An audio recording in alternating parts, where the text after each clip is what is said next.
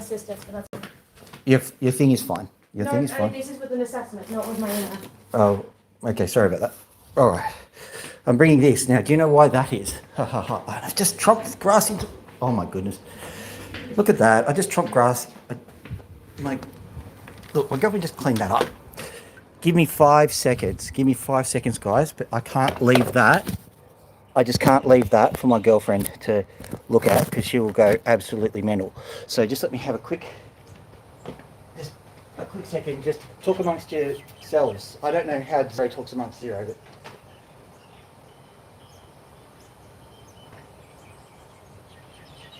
Actually, it's boring out there with you, so come with me. Come with me. You'll see what I'm doing. You'll understand. Like, so my shoes, they have got grass on them, so I'm just taking them off. And look what I've done. I put the stuff on the ground, and that's just not good. Look, if you like having girlfriends and stuff, you've got to do the work, basically. So I'll show you something really cool. I've been trying to get everything ready. Something exciting's happened. I've got an Opal unboxing to do. I'm really, over the moon, but like, because I was over the moon, I forgot to take my shoes off when I was going and getting some stuff done, including poor Loki. Poor Loki. Are you okay now? Do you forgive me? I gave her a bit of a spray for mites and stuff. And look at her. She hates it. She absolutely hates it. But, she'll get over it. She'll look a bit greasy when we do the feed at the end. So she will forgive me and she will learn. Look at this. Look what I've done. This is atrocious. This is a slightly bristlier mop because this is grass, of course. Don't know how I'm going to do the next thing. Now, my girlfriend's Greek. I used to call it a dustpan and shovel, but she calls it a farushta.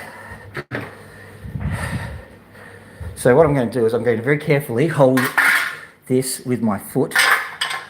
This is becoming all sorts of those weird videos, isn't it? Okay, so here we go. Yoink. I think that if you're wanting to see a 47-year-old's feet by now, that's like... That's in its own realm of you need mental help. But at any rate, so just quickly get this done. Just move that over to there. For the time being, it's the live stream equivalent of sweeping it under the carpet. Hello there, Brent. Yeah, I'm good.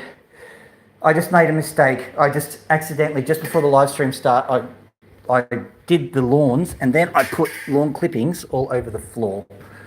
And so that's just never good. Like I was saying, if you want to keep a relationship, you have to be on top of that crap. 11 people watching me clean. All right, we're going to go out. Now, ordinarily what I'm going to do is I'm more of an Opal channel. Watching everyone tune out. It's okay. At least you saw the cleaning. I got some lawn mowing done, but the mail arrived and it was really exciting. And I'll show you what that really exciting thing is in a second. This is my normal Opal setup. These are my thongs, by the way. And if you come from America, thongs are not what you think they are. Look at that. This is a reinforced thong. It developed a hole in it and I just was amusing myself. I got a piece of steel and I stuck it in the middle. And then I put 2 pieces of foam on the top and it's good as new, even better than new. I call them my steel capped platform thongs. Anyway, putting them on. This is my behemoth. I think it's called the Phoenix now, because I've had to destroy it and rebuild it several times. I'll turn the water off this machine.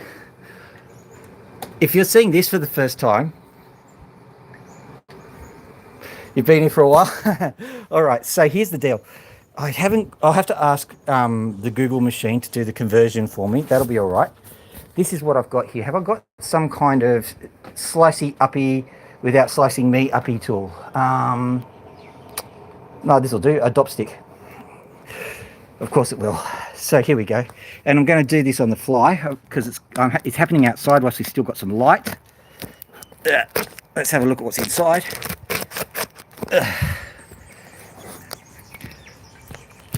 Hold here for a second. Yoink. Hello. Box here. Whoop. That was for the thumbnail. I don't need the opals now. Right. getting this open. It's because the post arrived. I wasn't planning on doing a live stream like this, but whilst I've got it, there we go. Wow, there it is. Look at that. So this is the first time I get to see it, and this is the first time you get to see it. There. See ya. All right. First time you get to see it, first time I get to see it. And looking at it, if we have a look at the back of it, you can, let's see, there we go. You can see there's an awful lot of really, really small material. So what I do is I have a classifier over here. Here we go. Zing around. Classifier here, and that's to pick out, basically to make it easier to find the opal. And because the light is failing, we're not going to find as much opal as we normally do, but that's okay. There's always another day. The procedure here is, once I've classified it, I will look for opal in the big fraction, then I'll look for opal in the slightly smaller fraction. I honestly don't know how I'm going to do this, but I'll try. Here we go. So pretend I haven't had to mess things around. So big fraction, and then you find the opals that are in the smaller fraction. Yes, I haven't cleaned it out. I was too excited. And then you pick this up, and then there is an ordinary, I don't know, kitchen strainer thing, and there's a bucket at the bottom where all the opal fragments go. So once you've done all that, you then sort through it, try and find all of the opal you can. And I do that dry just because it's fun. There's no particular reason why. But I do it dry. I'll pop this here, and then we'll wet it, and we'll see what it looks like wet, which is when it really starts to be quite interesting. Now what I can do though is I can weigh it as well. So I'll just pop this on the ground. We'll find out how much we've got here. Okay, on. Where'd I put my opal? There it is. Right, so let's have a look. We have 1.5 kilos. All right, let's go inside and ask Google.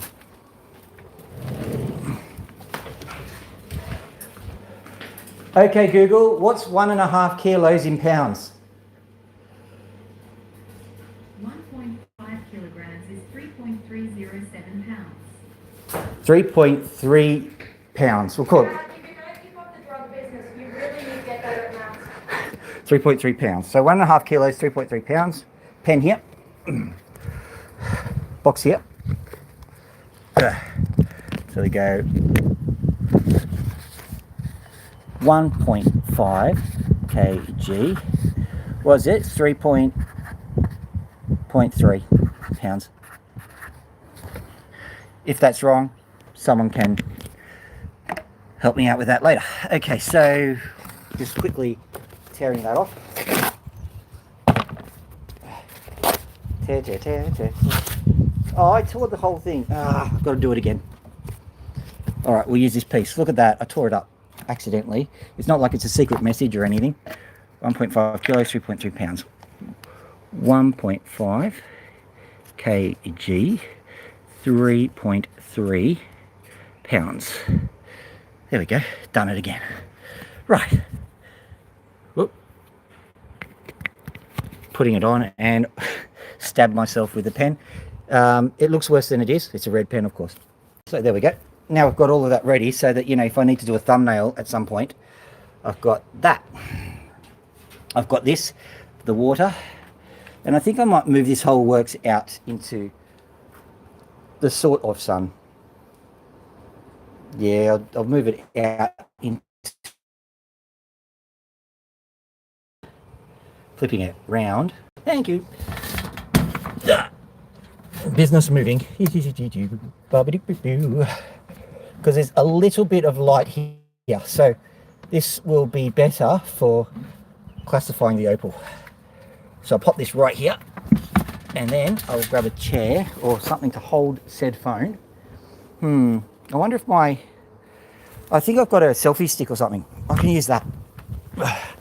This is what happens when I get excited. I really don't think about what needs to happen. Oh, shoes! I don't want to put more grass on the thing. All right. Where's the selfie stick? Where's the selfie stick? I'm sure I saw one down here somewhere. Where is the selfie stick? And there is the selfie stick. Found the darn thing. I found a selfie stick. It's not a selfie stick. Whatever. Hopefully it'll work. That just means that I don't have to hold on to something. Just be aware I'm going to probably be struggling for a little while until I figure out the rhythm on how to do this. Right. Selfie stick. Over to here. We've got the water, we've weighed it out, we've got the thumbnail thing. Everything's ready to go. Okay, so I'll somehow merge this with this. That's surely not going to be a problem. All the things that you think aren't going to be a problem usually are. Tin of paint might be. Oh yeah, by the way, just so you know, yeah, this is what I've been doing recently. I've been tiling this area. Beautiful. But didn't matter. Okay, so like that, like that, like that, like that, like that, like that, like that. Give me a second. Just to, if this works out well, then everything will be fine. If it doesn't work out well, then, well, I'm not sure that the world will go to hell in a handbasket just because I'm an idiot, but you know, you never know. The world could be set up in very weird ways. Okay, fixing up the selfie stick. That looks like it's not going to survive. I'm going to go get some tape. I reckon tape will fix this. As they say, gaffer tape fixes everything. Where's the gaffer tape? Where's the gaffer tape? There it is. Yoink. Right, over we go. So as you can see here, I'll flip it around so you can see my very, very complicated arrangement. You can see there's the classifier. Where's the opal? That's probably a vital part of proceedings. We'll worry about that later. Okay, so here's the thing, and I think it's not going to hold the weight. So what I'm going to do is I'm going to very quickly tape it all together, and then we'll have a on the fly rig to look at the opal as we go. That's how it's supposed to go anyway. As per, well, if you've ever worked with tape, finding the end and undoing it is always an issue. Right, here we go.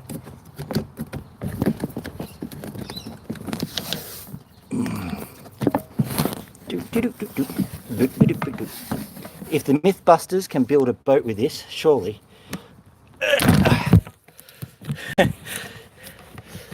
That's not sturdy at all. Hang on for a second. Oh, and the sunlight's shining on it. Quickly, quickly, quickly, quickly, quickly, quickly, quickly. We've got to hurry. Yoink. Tape on. Don't let the sun go down on me. Oh, this bit of opal. Don't know what you're looking at the moment. Hopefully it's a pleasant vista because, like, I'm just hurrying and trying to get things done. Just because I've got the opal, I've got everything. Scroll back if you're an opal person and trying to figure out what I'm doing. Hopefully I can just take this off its case and then it'll just slide in and it'll be perfectly lined up and everyone will be happy and life will continue. Right, here we go. Out of the case. See, not lying. Okay, here we go. Into here. Is it going to work? Is it going to work? Is it going to hold it? It's going to hold it. There we go. Genius. All right, now I'll go grab the kit. Now I'll go grab the opal.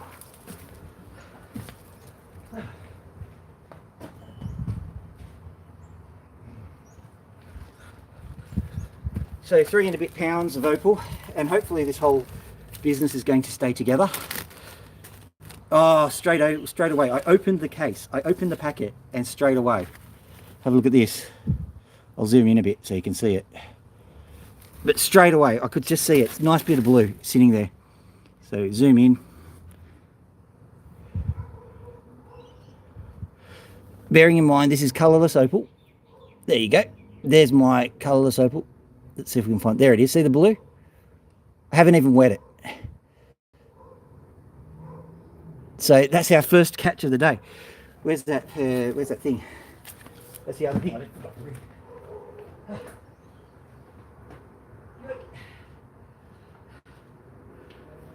garden filled with fresh water. It's just over here. This is where I fill the opal station up, by the way. All right.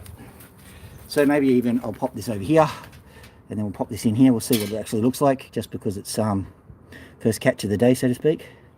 So you can't even see what I'm doing. All right. So I just wet it. Have a look at that. There is no special lighting. There's nothing. There's just opal and awesome. Look at that. All right. So where is this? Oh, I see.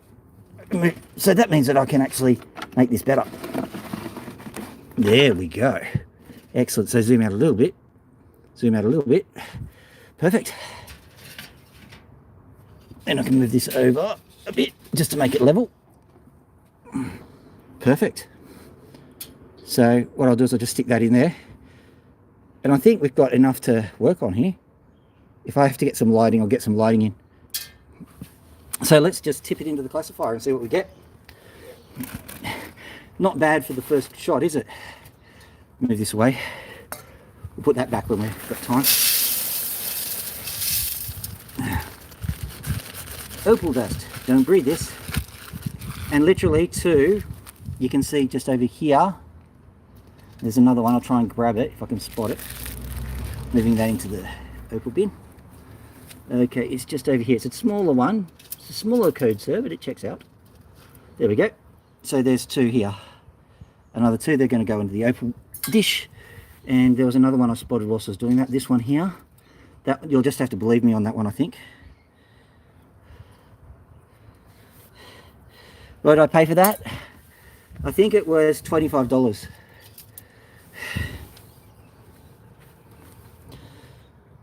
For potentially hundreds of dollars worth of opal, yeah, it's not too much, trust me on that one. See that? That's 25 Australian dollars too. Whenever people are buying opals, they buy it in US dollars. By the way, if anyone's from another country or whatever else, don't tell anyone else how much I got this for. I'm trying to keep it nice and confidential. Look at this one.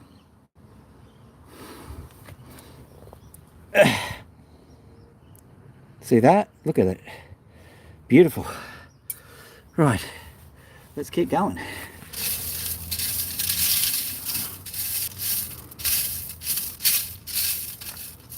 Is that one? No, I'm not calling that one a opal. What we might do is we might move the whole business a little further forward because there's a bit of sunlight happening here. So whole business forward a little bit. Can you still see? Yep.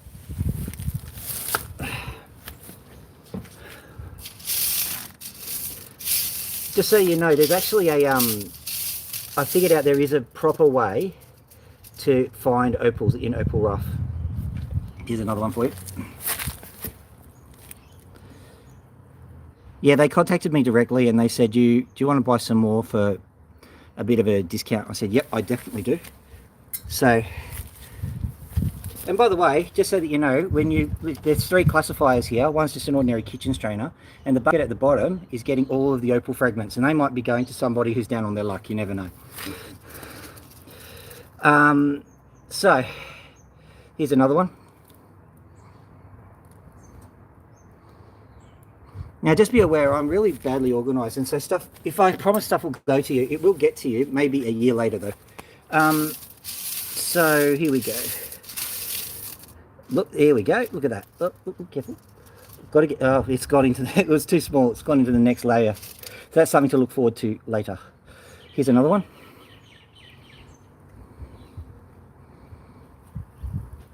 How many have I got so far? 1, 2, 3, 4, 5, 6, 7, 8, 9. Not bad for 25 bucks. 9 pretty good opals for 25 bucks. Okay. Here's another one.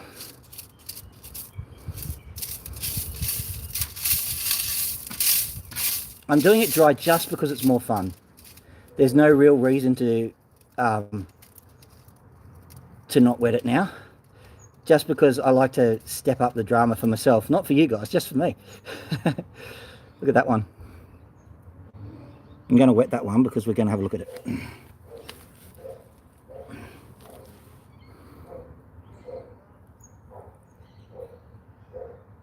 That one's sitting there. It's a pointer, but it's a big one. So I might be able to make a carat. It'll probably cut a half a carat stone, But it's a beautiful iridescent blue. That's the sort of thing we're after. I may as well use the remaining water on this one, see what it looks like. It won't be half as impressive as that one. There we go. All right.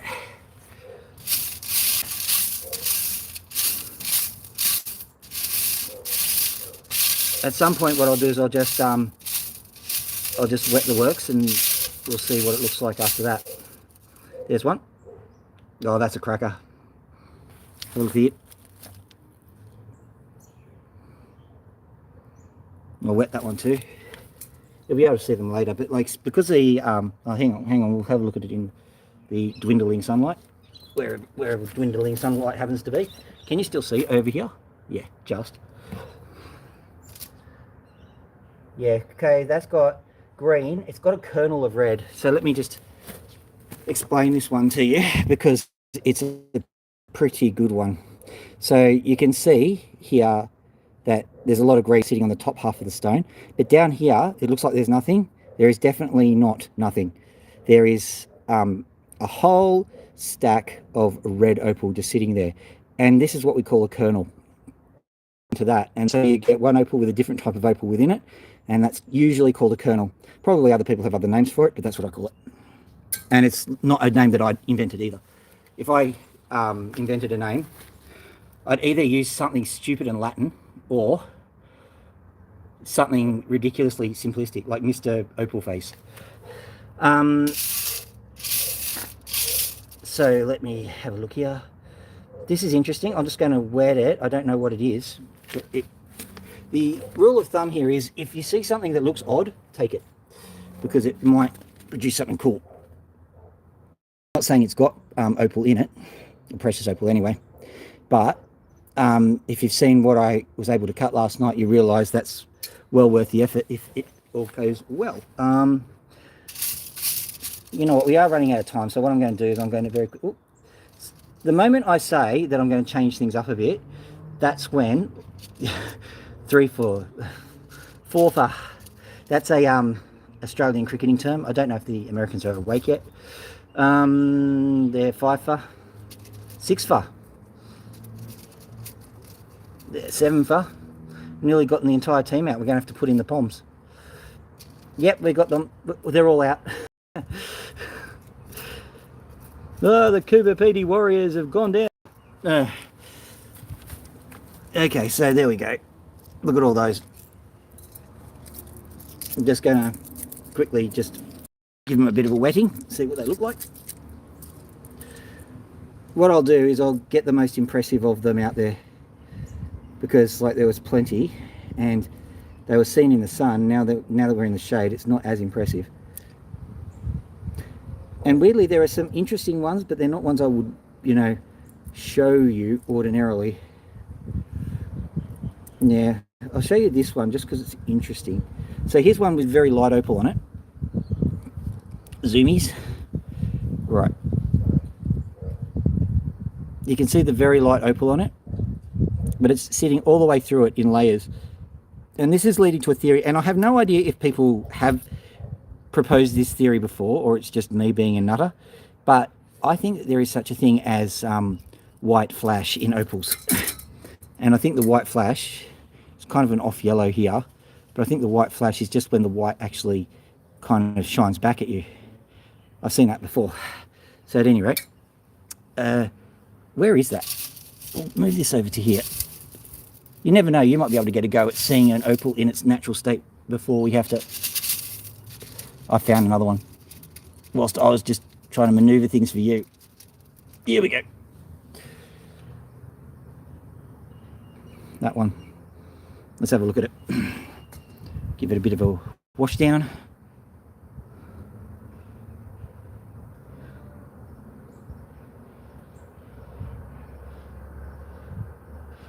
Right. So it's a bit cracked, bit of a nuisance. Let's see if we can snap it live. No. Yeah. I think that there are some firms that are quite large and they cut an awful lot of opal And it's genuinely not worthwhile to go through the Opal and try and find every single little one. And so they're perfectly happy to sell off the smaller bits, the less colour, which this is. And admittedly it is less colour, and I can go into that in a little while. But they're happy to sell the less colour for a discount price just to get rid of it. And the problem that you get with it, where are we? So just pointing out that this guy's in here. There we go. That was sitting there in situ. You can see that. And if you squint your brain, you realise that the colours here are not very bright at all. But what I would suggest is that, there we go, have another one. What I'd suggest is you're looking for, I wouldn't necessarily say a mistake, but basically, for example, see this opal here. That one hasn't got any colour on it, well, not as far as I know yet. But if that smashes in situ, for example, and it opens up and there's a huge amount of colour just sitting in there, well, that's just a lucky score. And I think that because you're ordering so much of the stuff, sometimes you're ordering enough just to get a lucky score, I think. So, and this was an extreme bargain price. Yeah, the supplier contacted me directly and said, would you like a discount on a kilo? And I said, I certainly will. And so that's why this has happened. So far I've been able to get, I don't know, I'll call it 30 pieces out of it. So I'll zoom back just a wee little bit. And what we'll do is we'll now attempt to douse it with the water. As a matter of fact, I'll splash it. You can have a look underneath. That's a lot of good fragments there, actually. Brilliant, excellent. That's up. Here we go.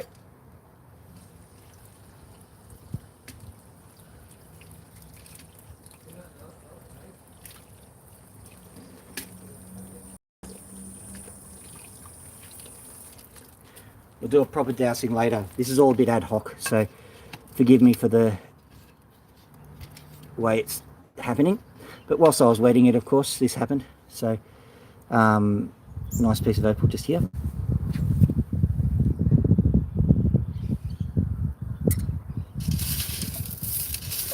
Just giving it a bit of a mix around. I would not call that colour unless there's something else on it. Ah, there's one. No, first good one. Look at this. Lovely. Absolutely gorgeous. Do you reckon we'll cut that one straight away? I've just changed the wheel on my machine. We'll have a look through some of the other stuff, but I think this is going to be first cab off the rank, don't you think? Beautiful. I'll recognise it. So let's have another look around. There's some more colour. Compared to that other one that we did, this one's just a, you know, barely worth looking at, but we're going to take it out anyway. Look at that.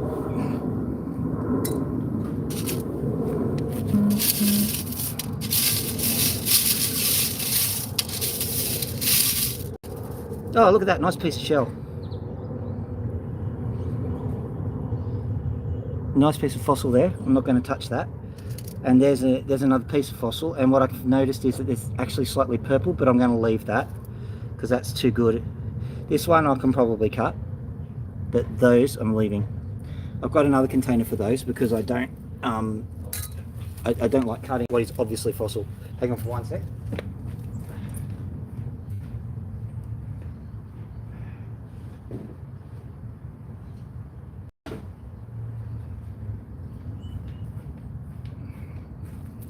Just a yogurt container for fossils.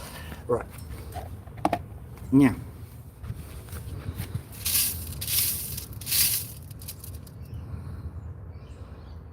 okay, this one thanks to Caleb, if you know who he is. Yeah, okay. You do what you need to do, Gilly. This one here this it's so just so you know, it's got cracks on it.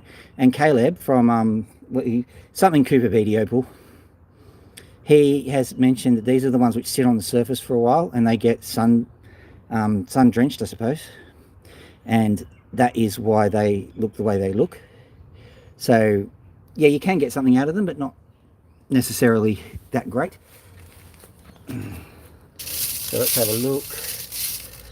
There's more fossil opal there. That's obviously fossil opal, so I'm putting that in the fossil section. Another piece of genuinely good precious opal. Here we go.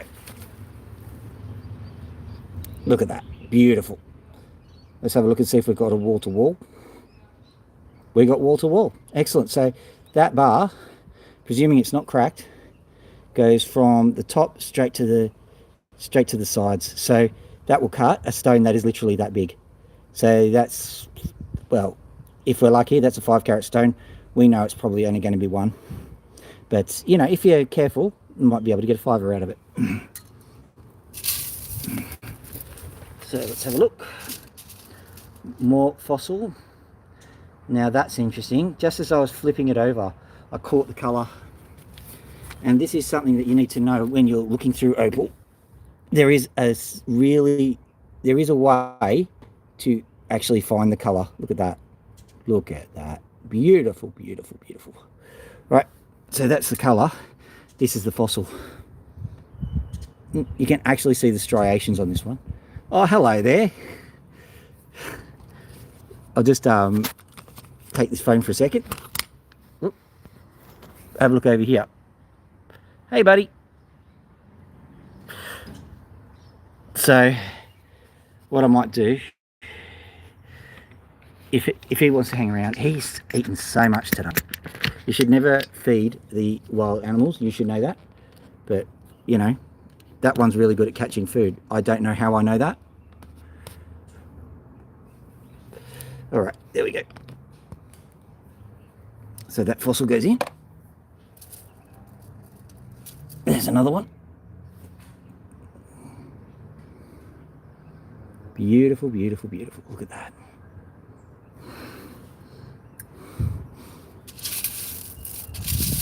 In a minute you'll get to see what I've got here.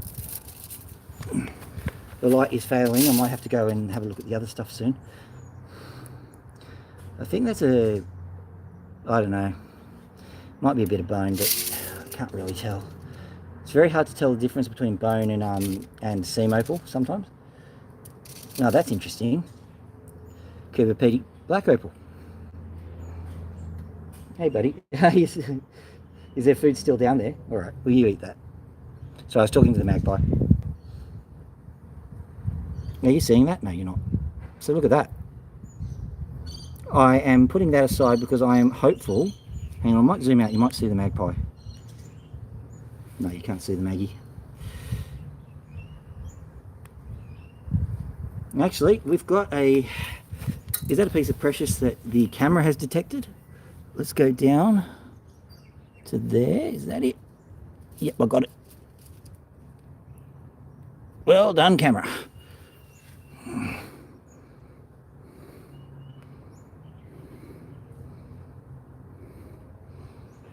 There you are. I think that's the first one that's been spotted by the camera. So congratulations, live stream.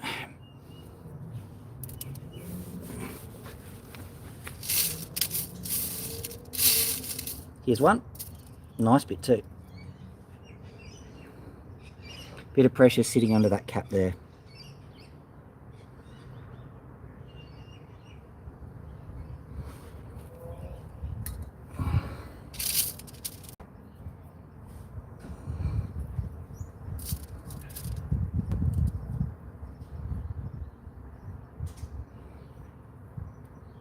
There's some more.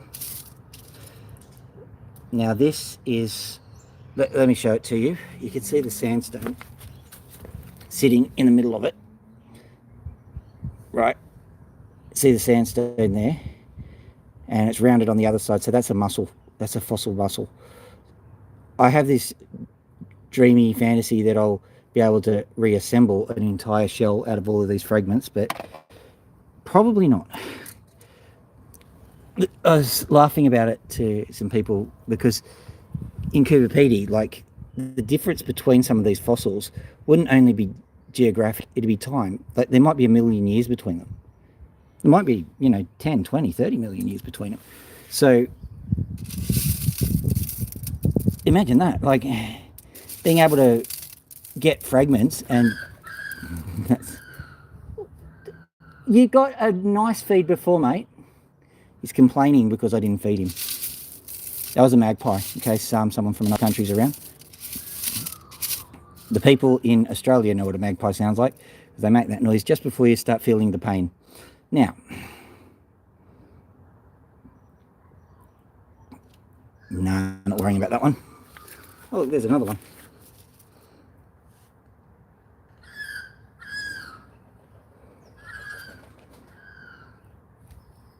You're back, are you?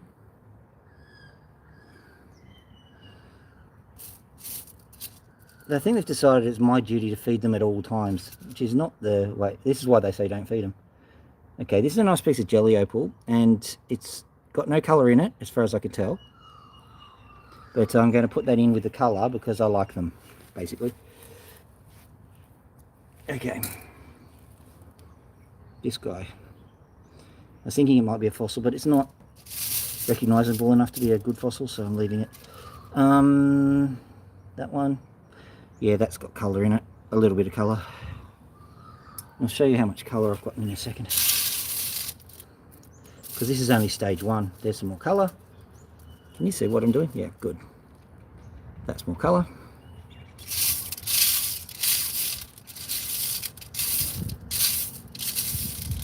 Tomorrow I'll give it a more thorough look over in the sunlight.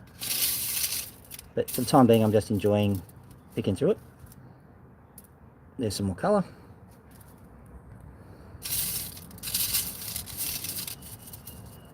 There's some more colour. Do not adjust your set. This is literally how much colour I'm finding. This one's good colour.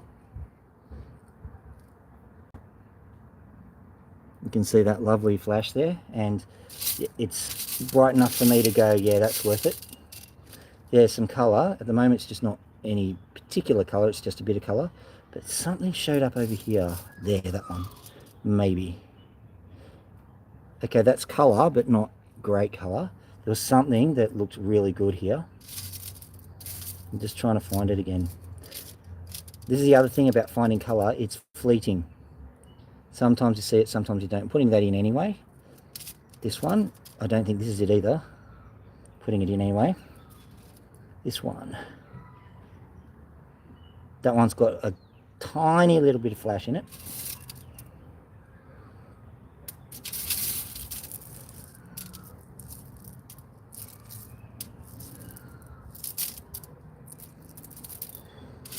There's something good down here somewhere, and I've lost it. I was busy talking about the other bit. These ones are fun. Except this one isn't. That's okay, because I think it's a mussel shell anyway. Yeah, it's a fossil. Leaving it. Glad I didn't snap it. That one also is a piece of fossil. The only reason I can tell is because it's got the sandstone attached. Here's something. Ooh, yeah. Yeah, okay, we've got some colour. Some good colour. Ugh.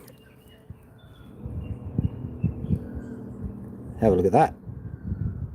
Nice, oh, nice, oh, nice. Nicety, nicety, nice. So we've got, I think, 4 bits of what I consider to be epic colour. You'll notice that what I'm picking out at the moment is mostly green, and that is to be expected in these light conditions. There's a little bit of colour there, popping that in. Missed. In these light conditions, I'm expecting to see mostly green stuff. In other light, ooh, there we go. Look at that one. That one's almost completely cut as it is, and there was another one just down here, so I'm just going to grab that whilst I've got it. Just checking to see if this one's good. Not as good as the other one. I'll wet this one so you can see it properly. And I'll also put that one back in properly. Here we go. Now look at this guy. Look at that one. Actually, it doesn't look so great when you look at it under these, but that one's going to cut a very nice stone. Right, where's that one that I dropped? There it is. Right. Okay. Now, you saw me trying desperately to grab that piece of shell. That's why I think people refer to some treasures as slippery, because they do. They just kind of slip out from underneath your fingers and go deeper. And occult people think that like there's magical treasures that are buried, and if you keep digging, they'll just continue to slip deeper and deeper. And that is the origin of the term slippery treasure, if you've ever heard of that at all. Ooh, another kernel. Okay, so hang on. I've learned from my mistakes, so I'm going to get this piece, which I just noticed, and this piece, which I've just noticed, and this piece, which I've just noticed, and this piece here, and this piece here. Is that all of it? Not that I'm greedy or anything. There, that piece as well. That piece as well. That piece as well. That piece as well. It's a nice piece too. That piece as well. I'm not making this up. Do not adjust your set. Okay, we'll just leave it for the time being. So leaving it for the time being is the best way to leaving it for the time being is the best way for it to start really running with the opal. Okay, so let's have a look at this one. I was describing a kernel before, and you're going to see it. Look at that. See how there's just this blob of opal just sitting in another blob of opal? That's a kernel. Pulling all of those in. That was a really good one. And this one's just flashing at me. Oh, this one's amazing. Hopefully you'll be able to see it. Yeah, you can see it. That's a nice piece. That's a nice piece of opal. Right, okay, so let's go have a look at some more opal. I'm looking for some more opal. More black opal. Now, this has not got any colour in it as far as I can tell, but because it's got black, I'm keeping it. Just on the off chance that colour happens. I always cut them just in case, because black opal is black opal. That's a piece of shell, so I'm glad the colour didn't really show up. It's a bit coloured, but not really. I'm really quite torn about cutting fossils. There is a logic to cutting them. Interesting, interesting, interesting. I'll leave that until we've got brighter light, because it's all going to be here tomorrow morning. It's not like it's going to go away anyway. Here's some. Nice. Here's another piece.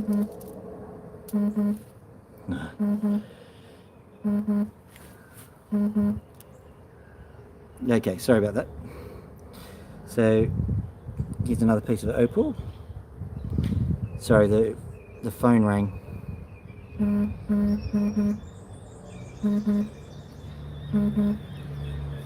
Yeah, hang on.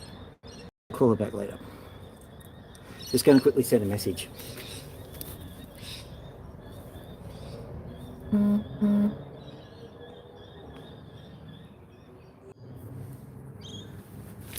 Okay, so here's the opal that I just found.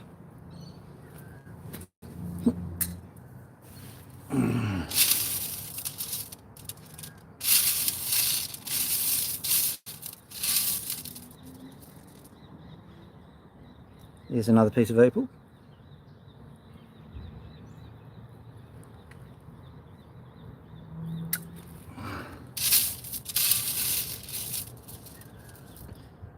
Yeah, just so that you know, my daughter gave me a bit of a call, so that's why I suddenly jumped out. There's more opal.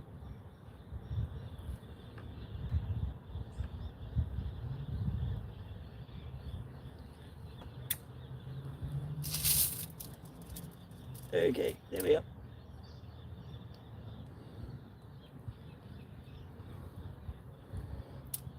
No, I'm not getting that piece. I think we've got enough, don't you? So what I'll do is I'll take this section off and we'll have a look underneath very quickly. There are some smaller, yet probably just as mighty pieces that are just sitting underneath here. I'm just going to give it a bit of bash underneath just to get all the other bits. Right. just push the other parts through. Here's a nice piece. It's looking good. As a matter of fact, what I'll do, where's everything? Okay, hopefully I'm not going to ruin the whole business by popping this here, so you can actually see what I'm chucking in. Hopefully this will work out. If it doesn't, you get to see opal splashing everywhere. Alright, here's some more opal right here. Tiny little piece now. Don't do that, opal. Maybe this side will be a bit more forgiving. The opal isn't as forgiving as I am.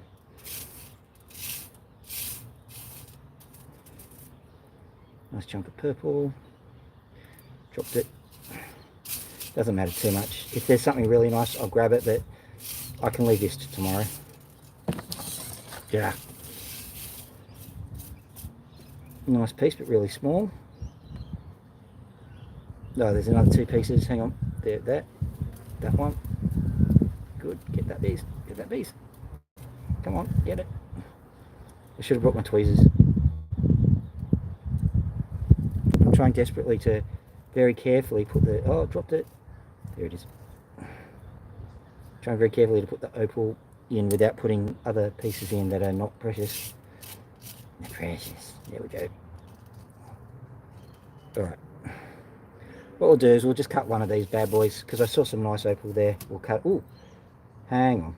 See what I mean? Whenever I finish up what I'm doing here, that's when something nice happens. Okay, so there's a nice colour there. In you go. There, good. Away, foul fiend. That one's nice. I dropped one in.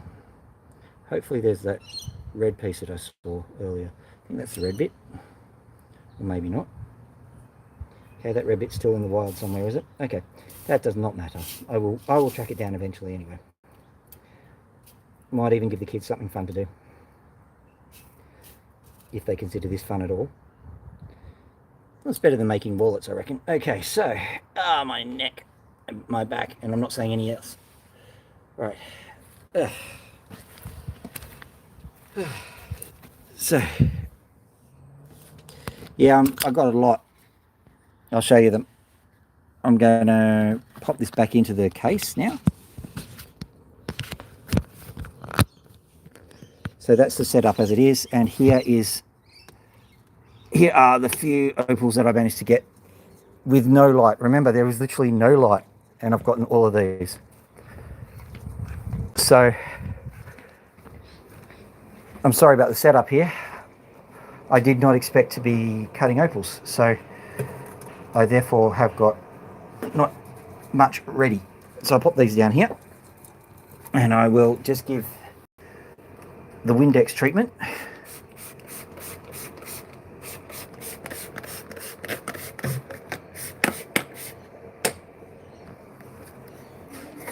Nature abhors a vacuum. Right, there we go, Windex treatment. And I will go and get, ow, something's under my nail, it's hurting me.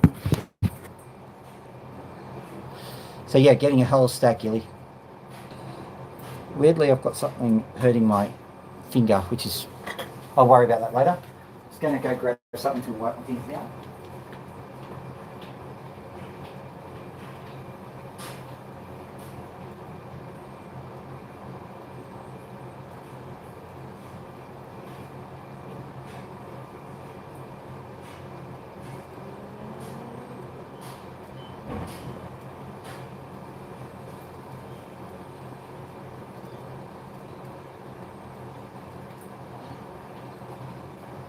Because of a deplorable excess, I've brought a whole roll of paper towel in. It's not really a whole roll, it's 2 or 3 sheets that are left on the roll. But that's good enough for my purposes today. So quickly give it a bit more spray action.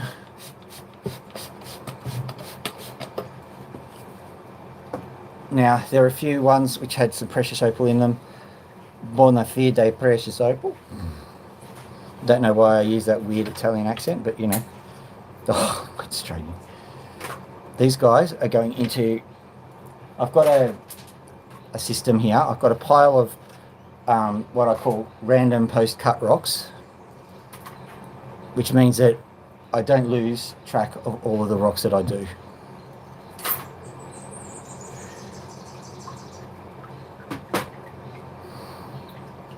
It's a nice one. Right. Next thing, let's just get this all out.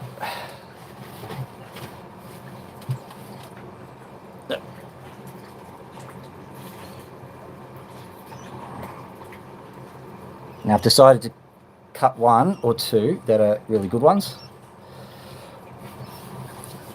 and the rest we'll cut them at a later date, but right, that one goes there. For later understanding, I've already got 3 cut stones sitting around, so that's just for later accounting purposes when I go through the streams, figure out how many stones I've actually cut.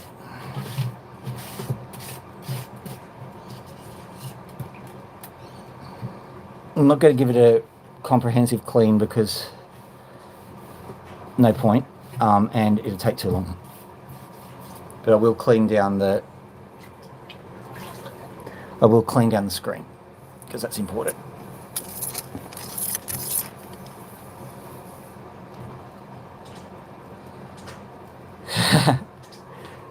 We're invading YouTube, are we?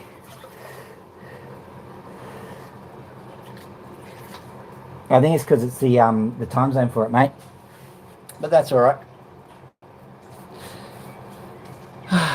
Got a few friends who do a lot of streaming, so I'm hoping they're all successing very well. So here's my set of opals. Let's have a look at this one, and so look, I'll just look through them and see if I can find a good one for you. This one hopefully is wall to wall, not very big, but wall to wall. And there's a few which actually have, there are a few that have flash in them. So I'm going to try and find one of the flashy ones. This one here. Oh, it's a bit murky there, isn't it? We're going to sing our Celine Dion song to this one. My heart will go on, and I've got Vaseline on the lens.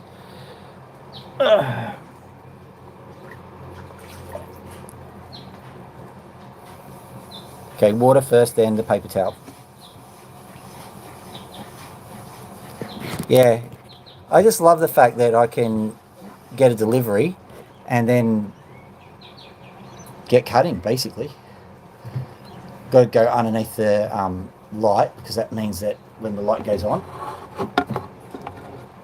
you get a better showing of opal. Oh, that's quite baked on there. It happens all the time. It's so hard to keep up with this. I'm chaotic at the best of times, and trying to keep this thing clean, oh gee.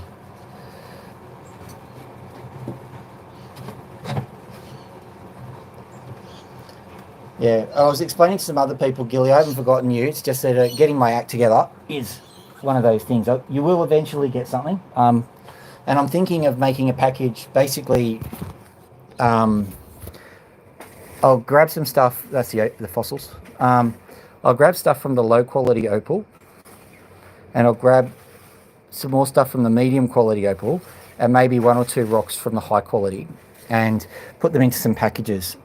And you, Gilly, and a few other people will get them.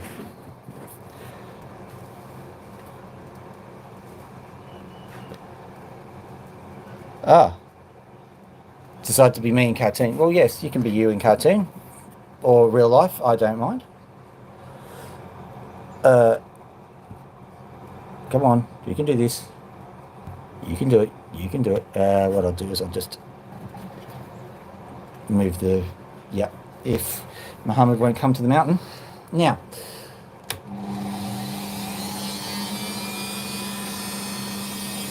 There we go. Now whilst we're here, may as well move these right up. Have a look at this bad boy. Look at it glimmering away. We'll cut it later. We'll do this one first because this one's perhaps got a crack or two.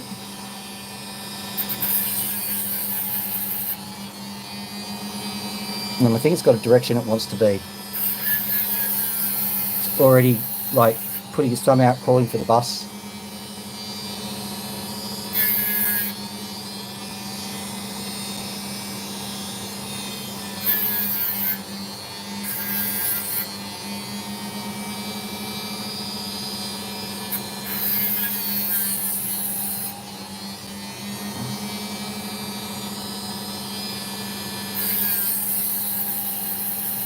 Cutting that off the back might actually make it a lot clearer, which is not good because you won't have something contrasting for the opal to shine against, but we're just going to have a straight out crystal opal here.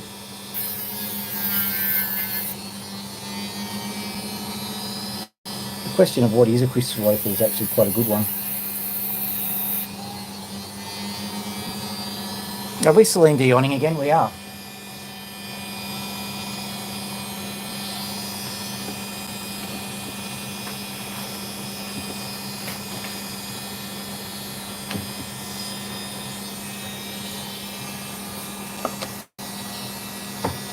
Just a bit of Windex, don't be alarmed.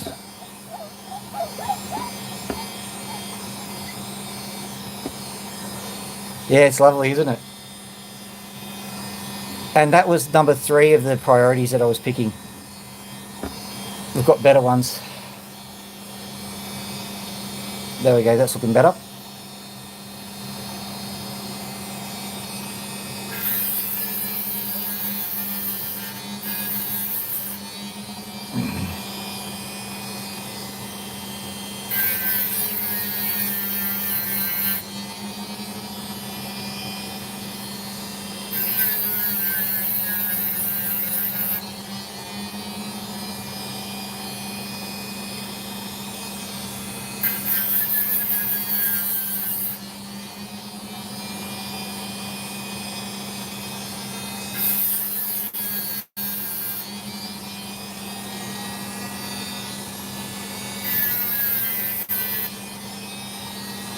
Okay, what I'm going to do now is I'm just going to basically even out this opal.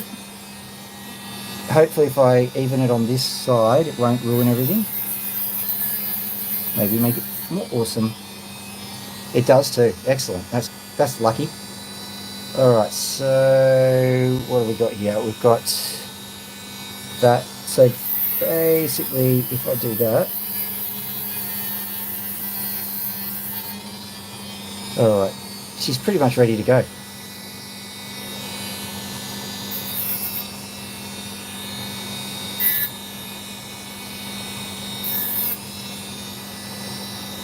Oh, last cut was a bad one. I'm just thinning off my mistake. Gee. Alright, so that's a nice clear one. We'll see what happens. I might actually facet it when I get the chance. See what a facet does. Yeah, I think a facet would look good.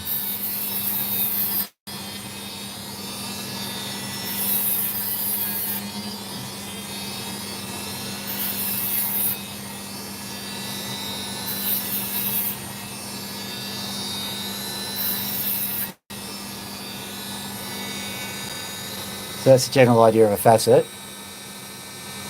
Yeah, I think a facet would be nice. So I'll pop that onto the success pile. That's pretty quick.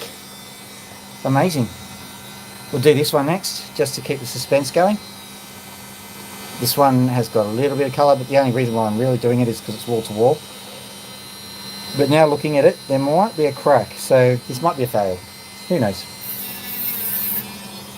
Now I'm Celine Dioning. Hang on.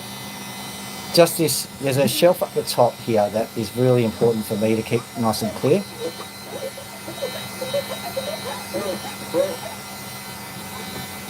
If I can see well there, then I don't have to put my face near the opal, which means I don't breathe in opal dust. It means a lot of things.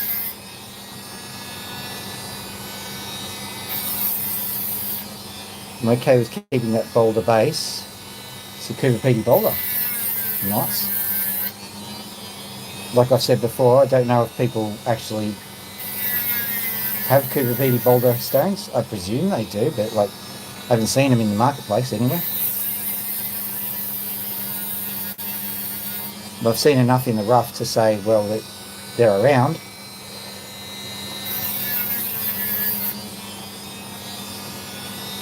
And here's another simple one to do.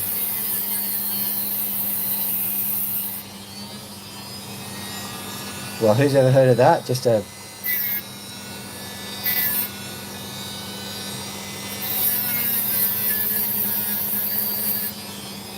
It's a 5-second job and away it goes.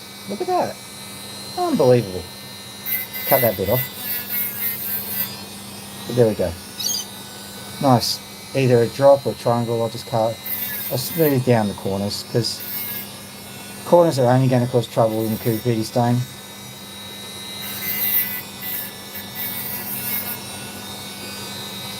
There we go. So now I've got the choice of making it freeform or something else. But it's nice and flat on the back so I can do whatever I like. Now let's have a look at this guy. Whew, this one we're going to put our thinking caps on for.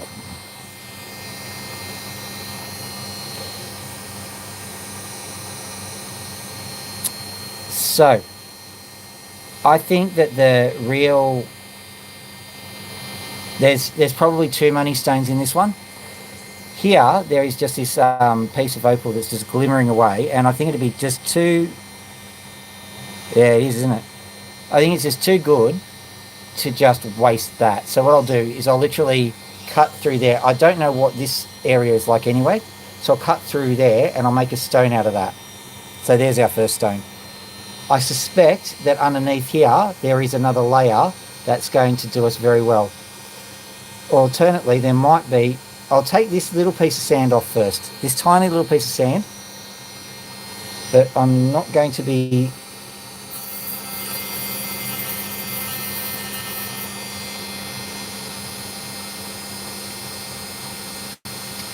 I wanted to solve the dilemma, not create more of a dilemma. Let's go here.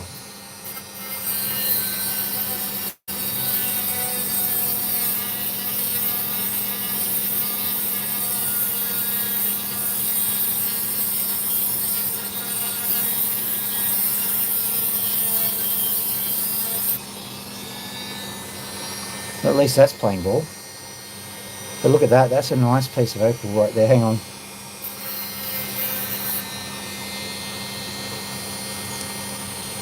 So if I just...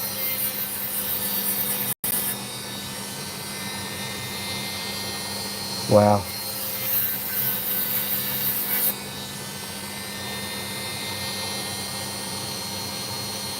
What's the game plan with a stone like this?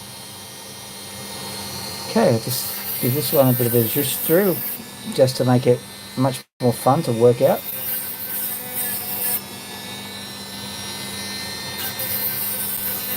So pretty much wherever I go I unveil more colour. Let's go and just knock that little bit off there. What's going to happen if I do that? Not a lot. Try that again.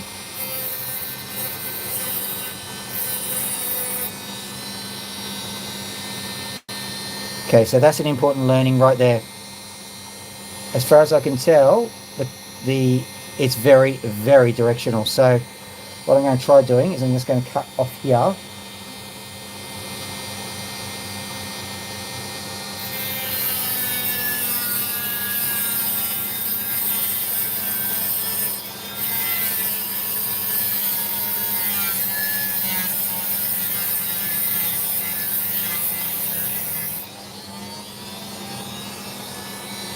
I've got this extreme worry now of buggering up a stone in front of everybody. Okay, so that's a good cut, that. Okay, so look what we've got.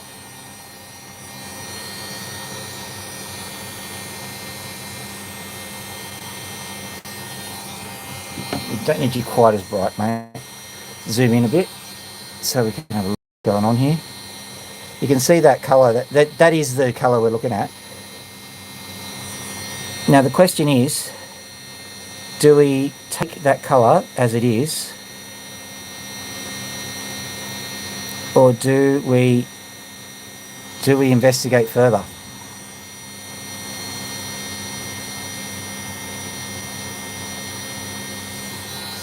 You're going to literally just cut it off there and there, and we're done. Move out again.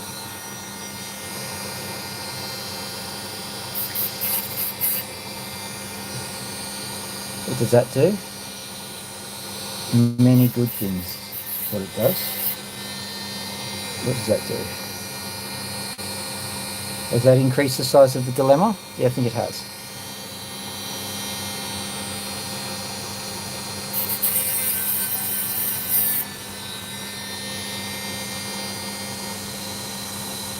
I am very worried that if I cut it the wrong way, it's going to blow up in my face, so to speak.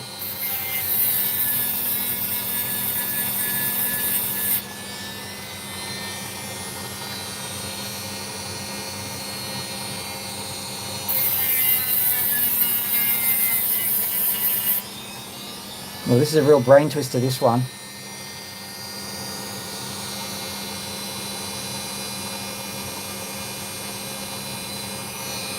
Can't hurt to just carve this bit away. See what happens. But if I cut it backwards from here, what happens?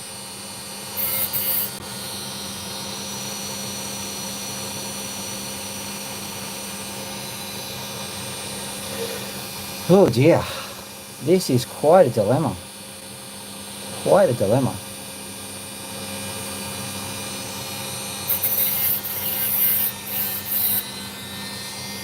What's happening over here? Okay, so zooming in, let's have a look at this stone. This is what we've got to really think about this. We've got colour here galore. We've got plenty of colour. I've also got plenty of options on how to cut it. This sand here has to go. So I'm wondering whether literally cutting along that sand line and letting the dice lay as they fall, so to speak. That has the potential of ruining the entire stone. I can cut down to the secondary layer that's just there if it all goes wrong. I've got to get rid of the sand. I can see a sand layer that's just going all the way through there. That's very thin. I'm going to have to get that sand. So let's just cut that sand. Fortune favours the idiots, so let's go.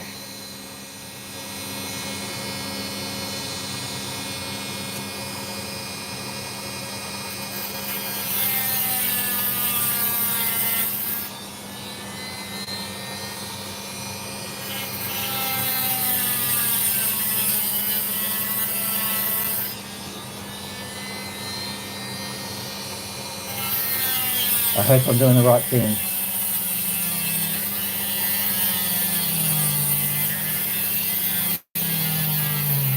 Tell me, has anyone watched a $1,000 stone being sliced into nothing? Anyone seen a grown man cry? Because they're very similar events. Right. Let's just carve down from there.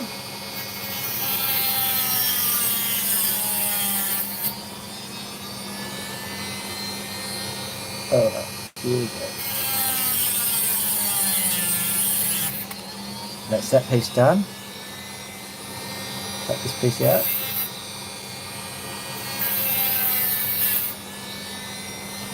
Right, so now I am going to, cut along there.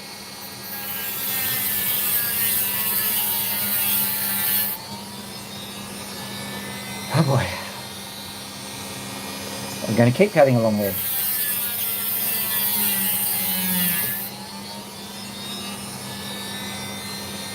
Alright, so I'm going to keep cutting along.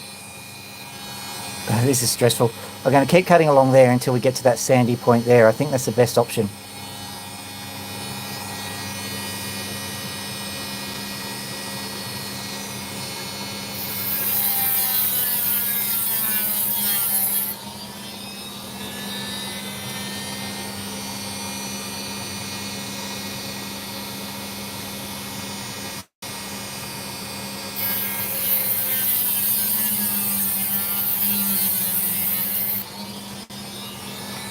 All right, what have we got here?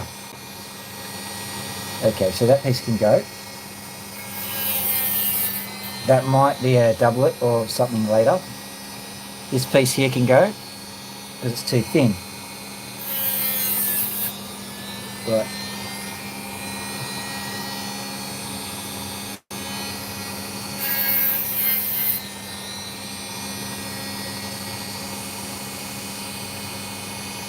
This is most decidedly a thinking man's opal. I think I'm going to carve it right in the middle here.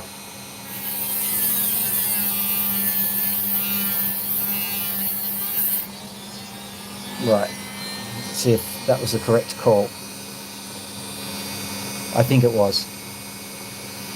Let me see. So I can either have that piece there, like that, or where is the piece? There, like that, yes.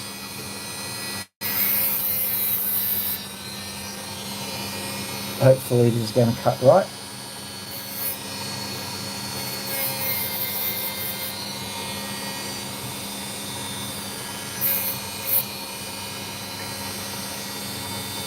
Okay.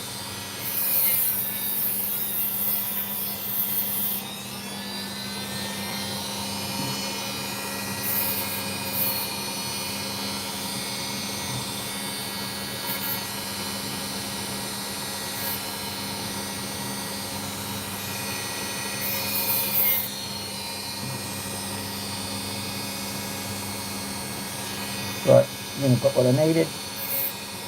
Good. Let's just get you in. Right.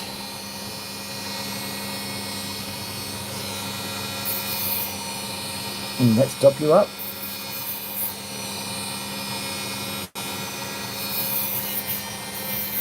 Worst comes to worst, we've got one stone out of it.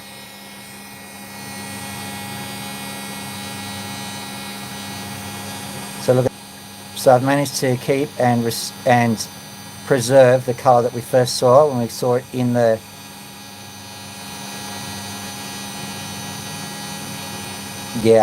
that's got all the fun in it.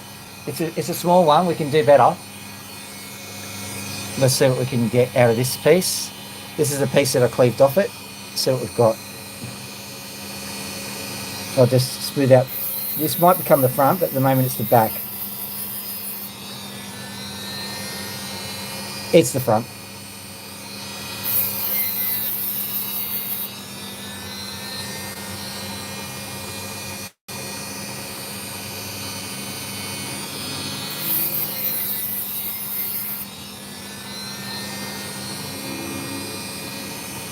Unbelievable. So this teeny little offcut is actually going to be a bigger stone than the piece that I cut to get the stone in the first place. It's also quite a nice colour in its own right. Here we go. Cut it back a little bit. Cut it back a little bit.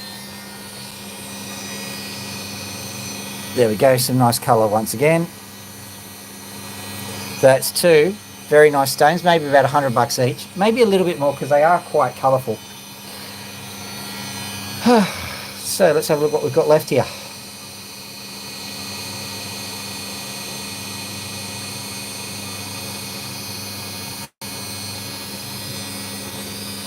I'm just trying to find where the colour goes. So I'm going to very carefully. I'm doing a bit of a curved pattern here because I don't want to cut away from the colour. This colour is, from what I've seen, rather directional, so you've got to be a little bit cautious with it. All right, so just carve that piece of sand off.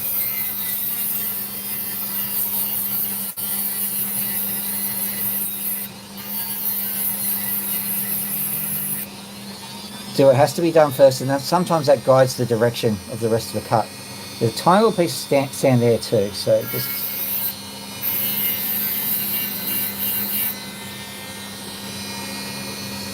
right. Here's the question. It does face from this side, so let's try cutting down to there. Will that work? I think it will. I think it will. Tumbling spinner. That's a very, very aggressive blade.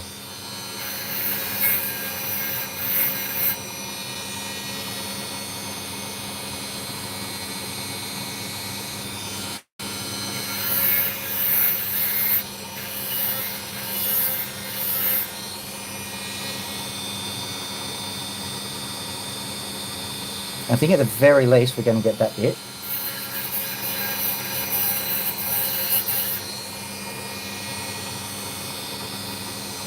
Don't go too nuts on that, Bill.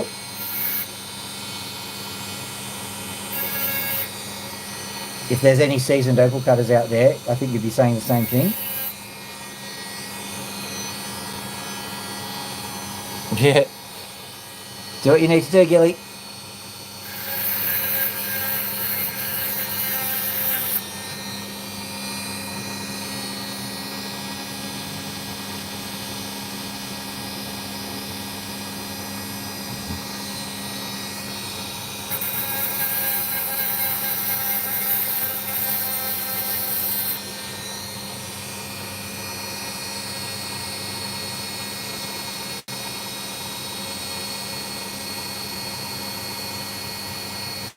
Right.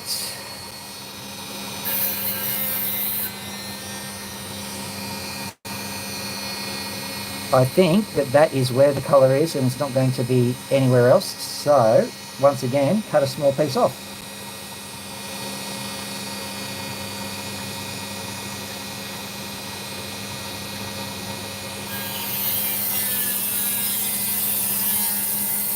If I see a huge amount of colour underneath here, I'm going to scream. It might have worked. But where's the opal gone? I felt it hit my arm there. So is that it? That is not it. So the big piece is currently somewhere. Could be this bit here. Come on. A little bit. Nope. A little bit down there.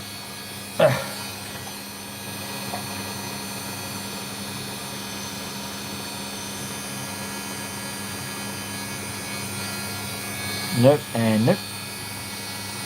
Surely you see the piece. Is that it there? I don't think so.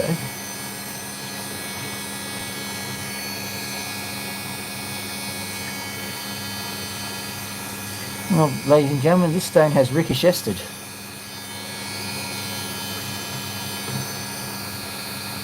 There it is. That must be it. Let me have a look. No, I don't think it is. Doesn't look like it. Oh dear. Deputy, oh deputy. So, could we have gone under here? Could we have gone here? Nope, that's not it. Right. Getting the search party out now.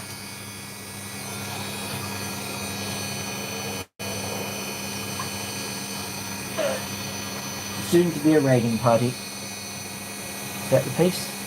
Too small. Is that the piece? Nope. Is that the piece? Nope. Is that the piece? No. Unbelievable this. Look at this tiny little piece of opal get to.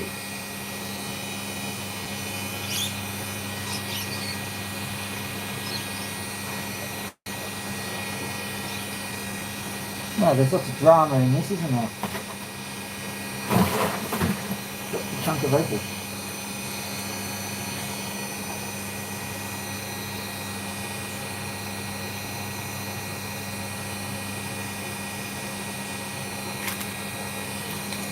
Not all the way out here, surely.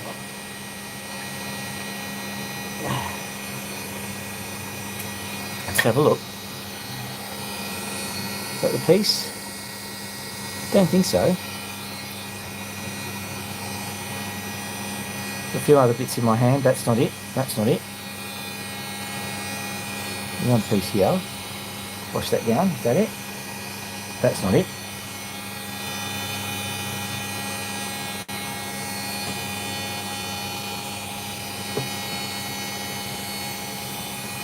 That piece.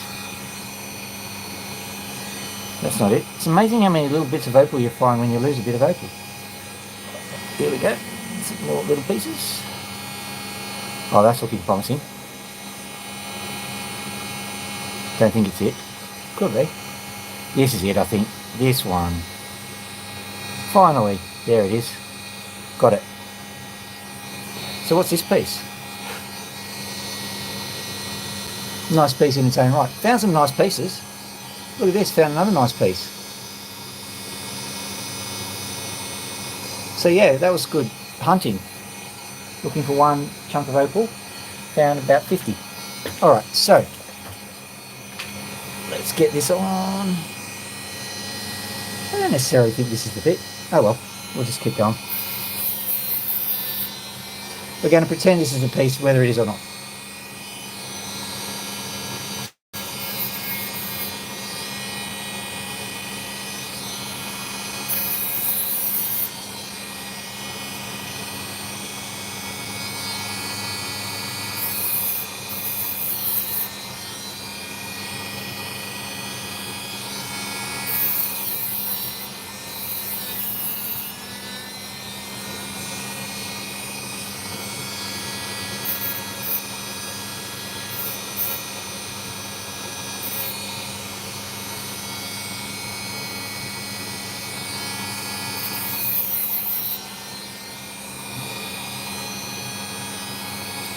So there we go, nice little opal there.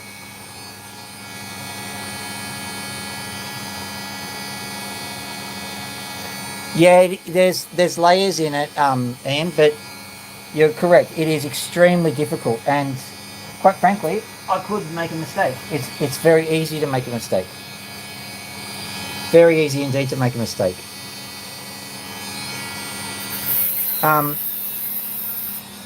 The opal has something that we call directionality, which basically means that the light shines a particular way.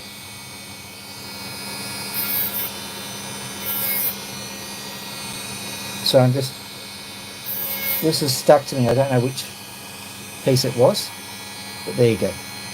Alright, so opal has directionality, which means basically if you point it this way, it's not going to shine as much. If you point it this way, it will.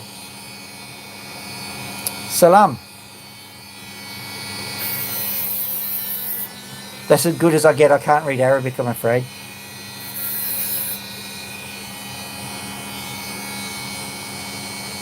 Now I'm definitely wishing I could read Arabic.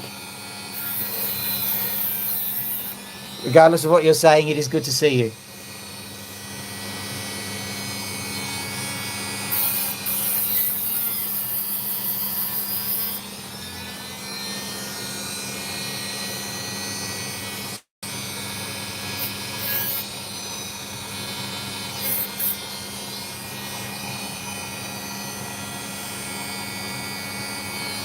Yeah, I haven't got my computer here, so I can't type it into Google Translate, which is a bit of a shame. Usually this whole this Internet of Things can actually bring people closer together, because you no longer have to be separated by language. But not, I think, today. But that's alright.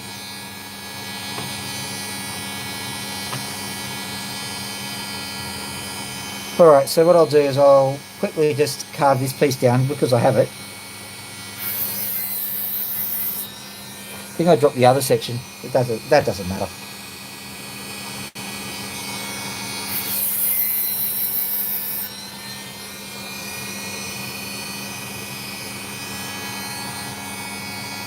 Hello, collaboration. Of curiosities. That one's going into the done opals. Yeah, I was having a lot of fun with the new delivery of opal that I just taken, well, delivery of. And then I dropped an opal, which is more common than I like to admit.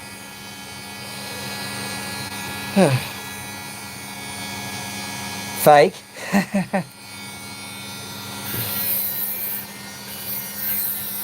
You think the opal's fake, do you? Okay.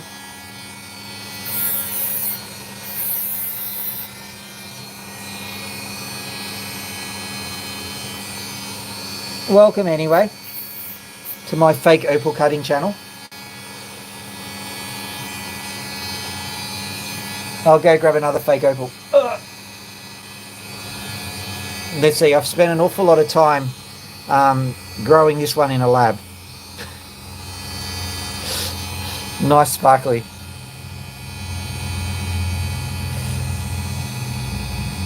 So this one, well, it's even more amusing. That might not be what they're trying to say. We'll give them the benefit of the doubt. But considering the fact that if you scroll back, you'll actually see me open up the parcel, which I got, which is from Kubapedi, which is just all the rubbish. And I've picked a few out. So you can literally see this one getting picked out of the opal rough. I've literally seen this for, I don't know. The first I saw it was like 2 hours ago. So if they're trying to debunk me, it's literally the worst time to try and give it a bit of a debunking. I'd have to be the best magician in the world.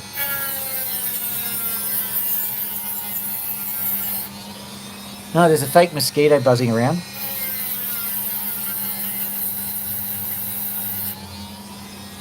And I'm going to get fake attacked at the moment. Hope I don't get fake malaria.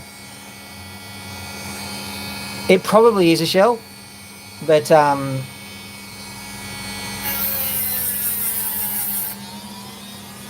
we'll never know because this one's just it's too fractured to know. I've got some shells. If you want to see a shell?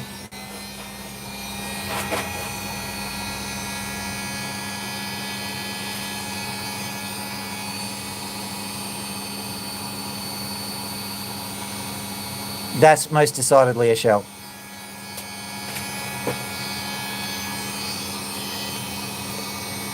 But it's fake too, so don't pay much attention.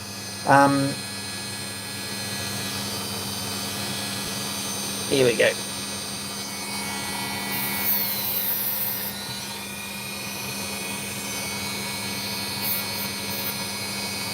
Should I rename my channel Dr. Phil's Fake Opal Cutting Channel?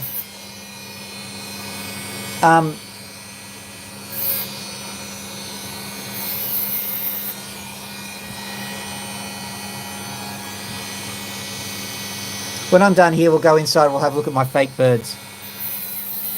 I've gone to a lot of effort to like breed them in a vat. So you've got to appreciate them.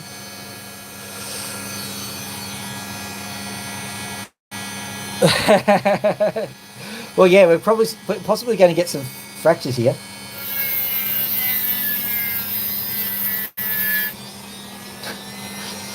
I'll get some fake scotch out and get absolutely fake wasted.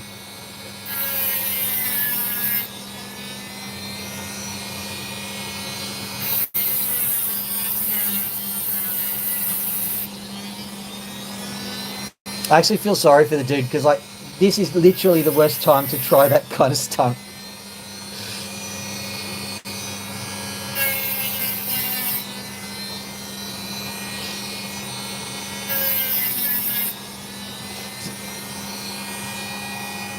As a matter of fact, amusingly, it actually brings into question the legitimacy of his channel. There are a lot of fake accounts out there. At the moment, there's a war going on, and so that means that, like, especially from Russia, China, and Iran, there are a lot of. I'm certainly not putting aspersions on all of the people from those countries, but most certainly there are a lot of fake channels coming out of there. There's a whole propaganda department.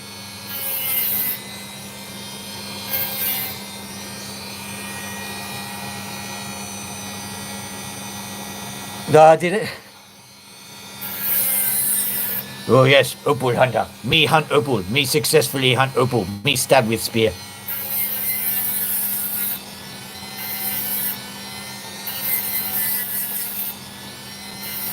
Me cut for barbecue.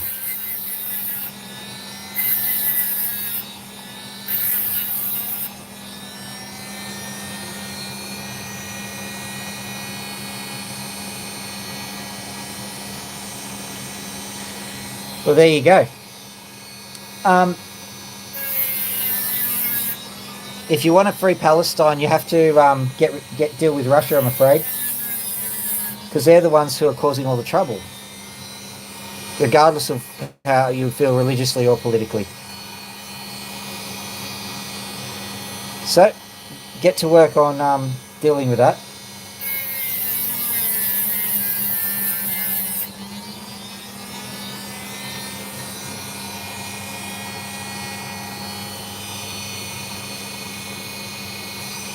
But that gives us a general idea of what's going on. YouTube is being inundated by a lot of people who are trying for political goals, and you never know, what they're saying could be legit, but you've got to be very cautious before you hang your flag on anything, really. My friend, have you got anything that's not a slogan? Have you got any proof of what you're saying? I will reasonably listen to anything.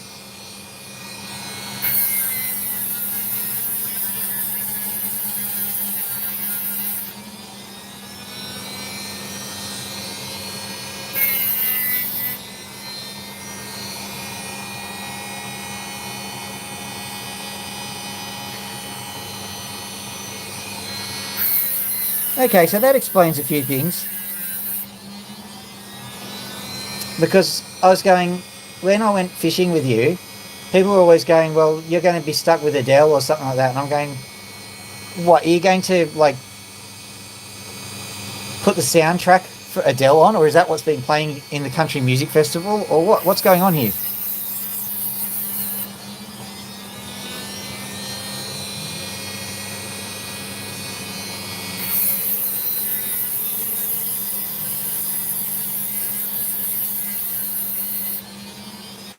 Right. I think this one is just a little too sandy at the bottom. Can I make something out of it? I'm going to try and carve it through this way. Maybe I should have done this from the very beginning.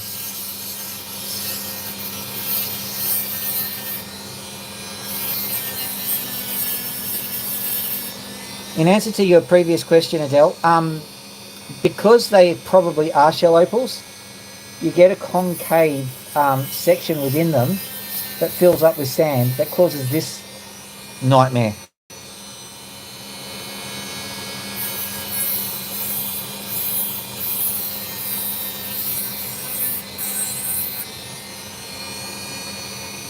So now I've got a nice opal, yes, but it is now cleft in twain.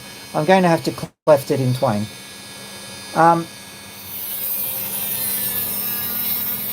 And I'm not holding it well, so it's going to go flying.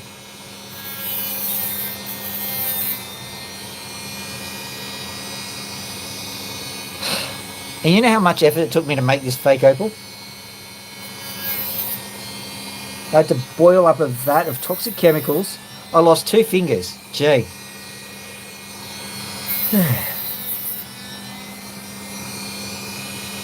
Alright, well, leave that, see what's going to happen to it later. This one looks a little bit more promising. I spent a lot more effort on the chemicals with this one.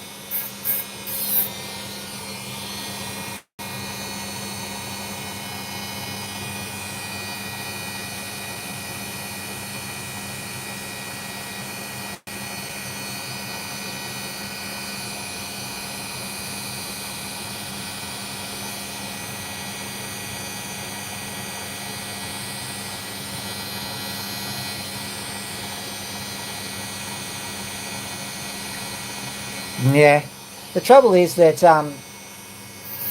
there are people who are suffering over there for sure, but they're political footballs. You know, one picture of a oppressed person taken out of context, and you can say anything you like. And I hate misinformation. I absolutely hate it, because I'm the sort of person who wants to roll his sleeves back, get in there and help, no matter what it is.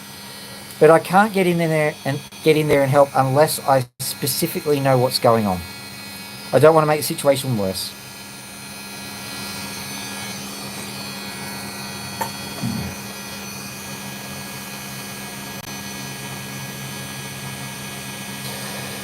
We're not going to do that collaboration. You might want to, we're not going to.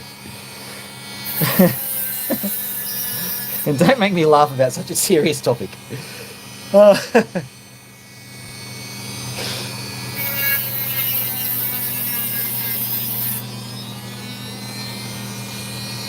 Oh dear.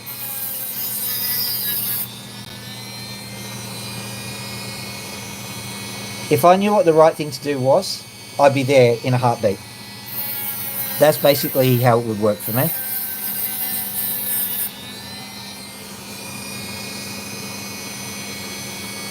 But I know that there are so many political actors at the moment who definitely do not want the best for the world. And they're playing off the heartstrings of people who want a better world.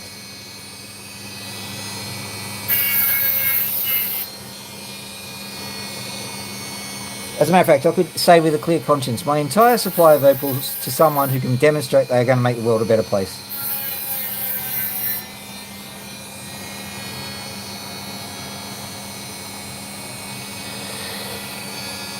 That is true. Can't argue with you on that one. Even though it is getting dangerously political, isn't it? But yeah, we've got a fairly well cushioned economy.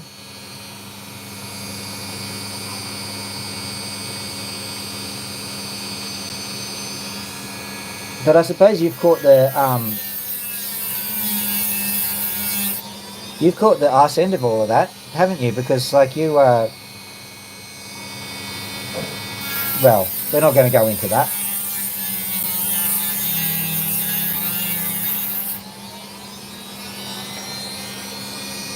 But I literally got the arse.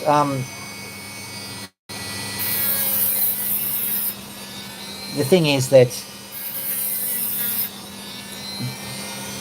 I'd say that the easiest way of describing it is I don't care whether you want to economically redistribute by some kind of socialist means, or if you want to do it using a tax instrument or a capitalist instrument, or whatever. Doesn't worry me, so long as you do it. And I think that there are enough resources in the world to go around, basically. So we don't need to make everyone's life a living hell. Oh, far out, we've got heaps.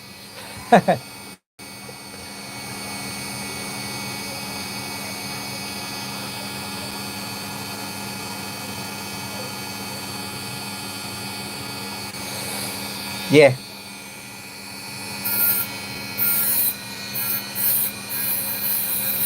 Well, I can still remember September 11, and my response to September 11 was quite frankly wrong. So I take the I realise that being glib about it is not the best option. You've got to think, and when I think, I lose pin numbers.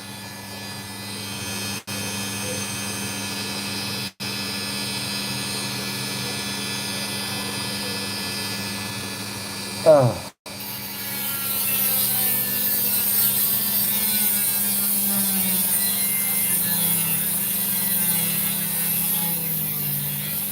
But I mean that if someone can demonstrate that they can eliminate all of that rubbish in the world, here, have my entire supply of opals.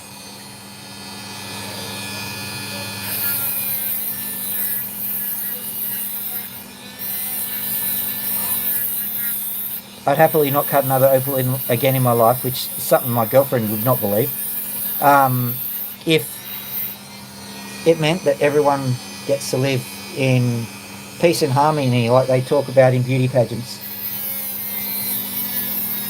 I also know that's a bet that I can easily make because no one's going to do it.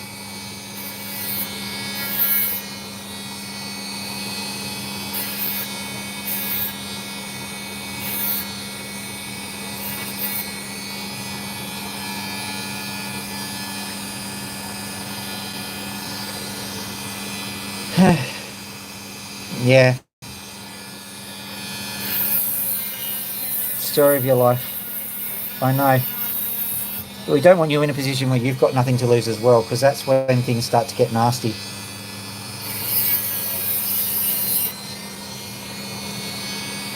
Looking after people isn't just like some bleeding heart social responsibility. It's important. Like you discovered. You should have been looked after at work.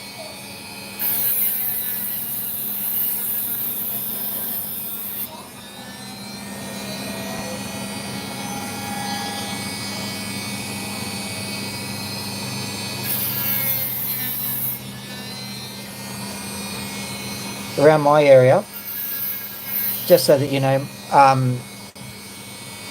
people might be sending developers in to knock my house down. Don't worry about it, I'm fine. And that's all in pursuit of the almighty dollar. That'll be in quite a few years' time, and I'll probably profit handsomely from it, but I don't want to go away from the home where I raise my own children and all that kind of stuff, yada yada yada. I'd much rather stay here. Should have, was it? Yeah, well, that's the story of my life too, so you're not alone in this. Not that I'm trying to minimise your experiences, by the way, but you are not alone, not by a long shot. There are lots of people who have this kind of experience.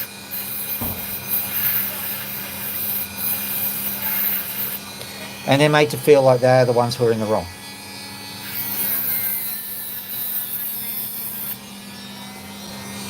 I'm talking generalities because I don't know specifics. So, you know. You seem like a nice enough person.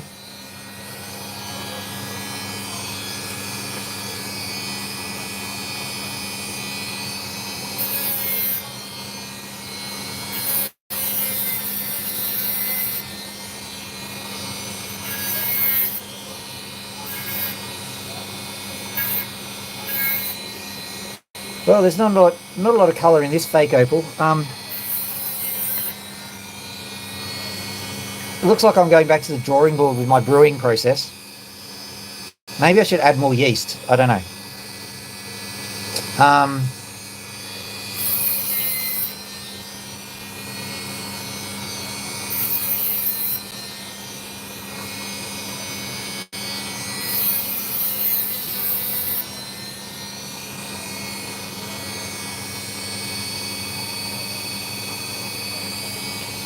By the way, going back to that whole Palestine thing, just an observation, the people who are truly suffering over there can't afford a computer or an internet.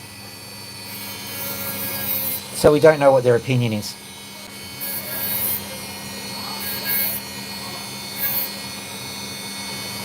All you know is almost certainly the person who was just sent through that thing probably not genuine.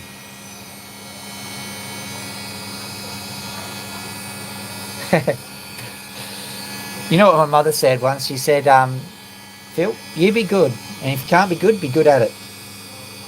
She's such a conservative little lady. I could not believe that she said that.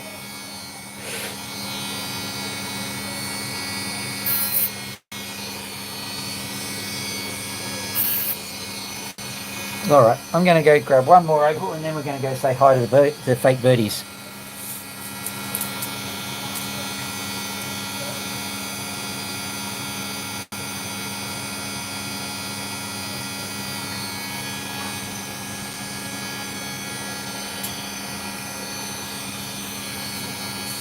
If our resident Lucky Charm, J for Genius, has made an appearance, that'd be lovely.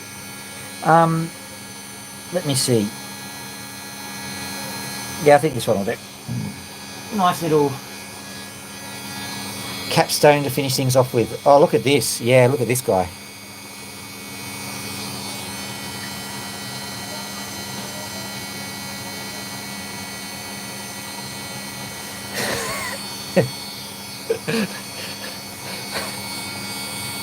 I'm naming this the Adele. I can go and do it without you. I still remember. If you remember Perfect Match, if you're old enough to remember Perfect Match,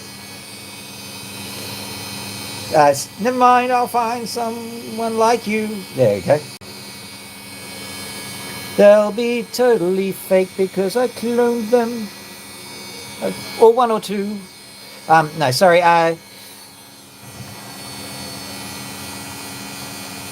So, yeah, I know. You'll get used to me. I just sing while I'm doing stuff.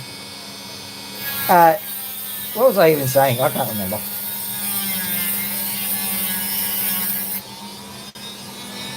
Oh, don't do that, Phil. Oh, no.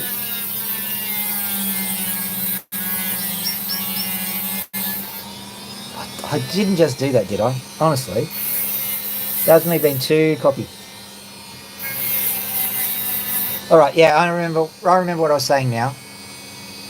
Just before I started destroying this opal. I'm having to peel it back just to get rid of my mistake, and that's not fun. But having said that, I've learned a bit about the opal. Let's see if it faces this side.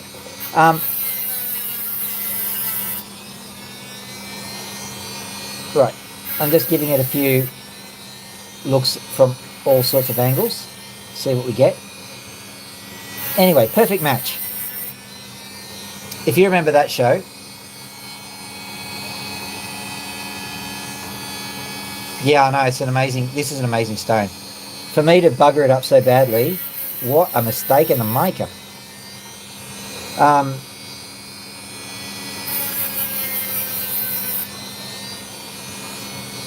What I'm trying to do is I'm trying to reface it. There's still some sand just sitting in there. And there's that bloody cut that I made into it. Look at that. Unbelievable.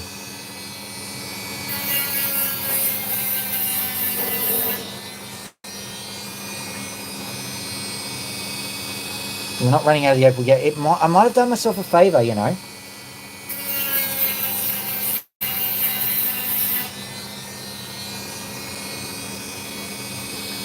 If this opal survives to the to that point, at that kind of intensity, then we win.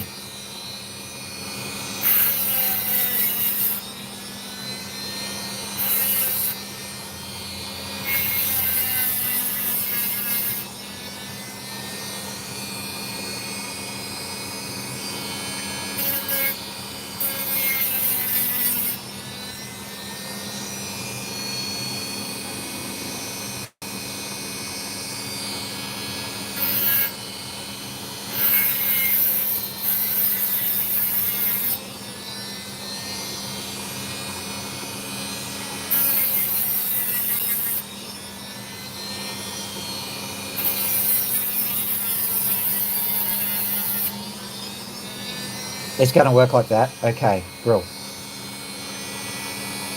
What I will do, however, is I'm just looking at all of the potential defects that I need to cut off it. Okay, and one of them is the one which I accidentally made. So I'll cut it like that.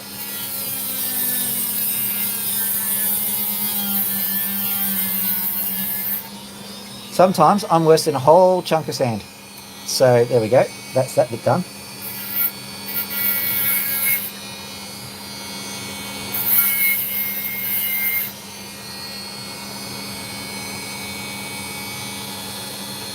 So I still don't know which side is the good side yet. I'm just going to go this side, see what we get. If this starts to... Okay, this is the good side.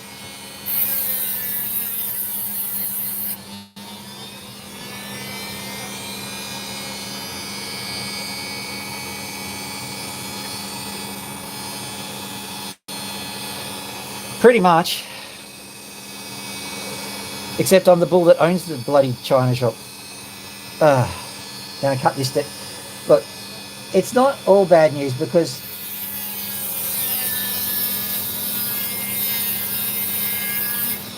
there are defects in it. You have to get rid of them anyway. That's not blood, by the way. I don't think anyway. No, it's just permanent marker.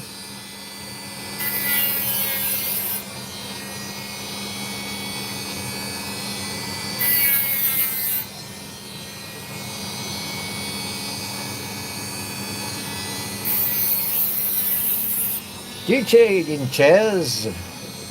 Why, yes, I do. We need to know if it's a bull market or a bear market. It's a bull market and I'm the bloody bull. And it's a china shop, not a share market. No, I don't know which. Look, this is coming good on this side too. I'm going to do this side. There, decided. This one. Okay, so, freeform. This side.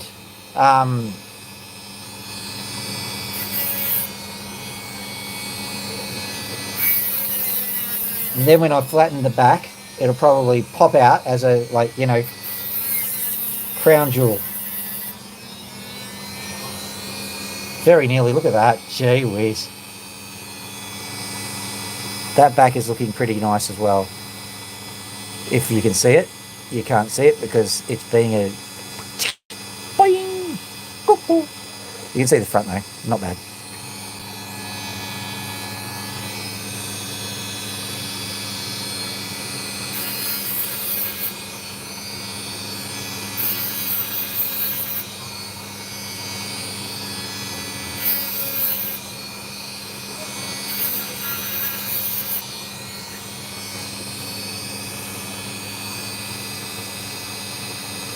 You know what? I want to polish this one right now.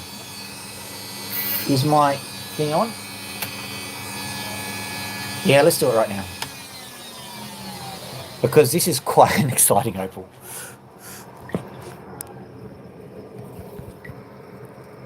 Yeah, you do see red. You see all of the things. So let's see if I've got a dop stick sitting here. Perfect. Perfect little dop stick. Hello, birdies. Oh. Okay, so we've got people here. Sorry. Yeah. Yeah. And so, no, Right. So here we go.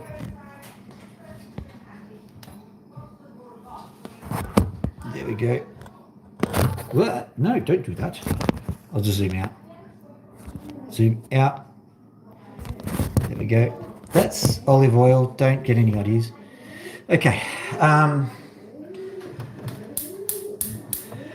So how far we'll go from here. Hopefully you'll see what's going on. It's very wet. Got to dry it. And yes, flames do hurt.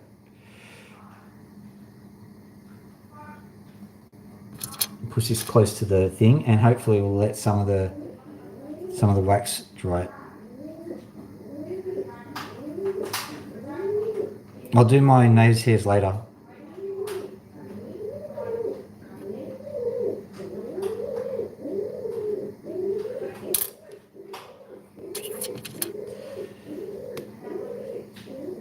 I'm just being fairly conservative with it.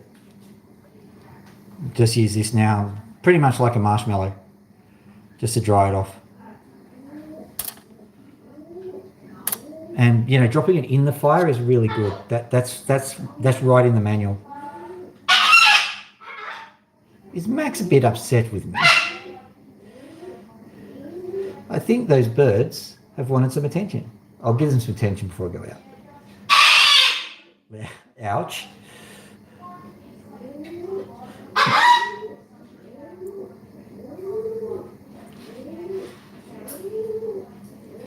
You see, they know what the routine is. I finish the opals and then I come in and I give them a pat and a scratch. And then they're going, why are you not doing this? Why are you not doing it?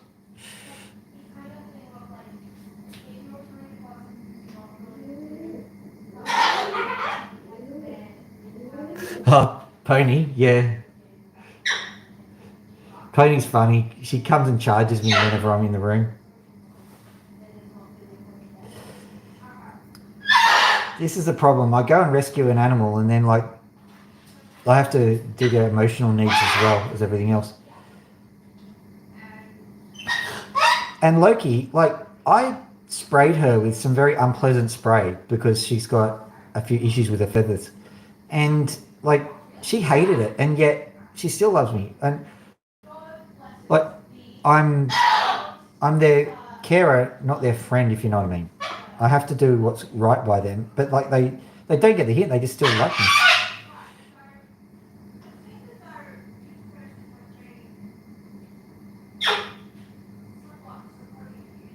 Okay.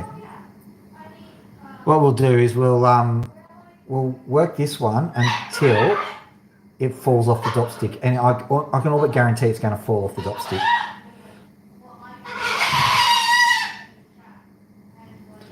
All right.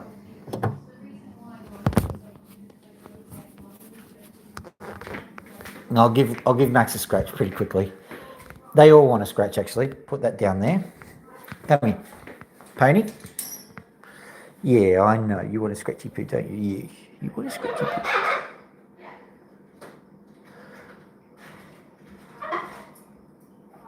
Yeah.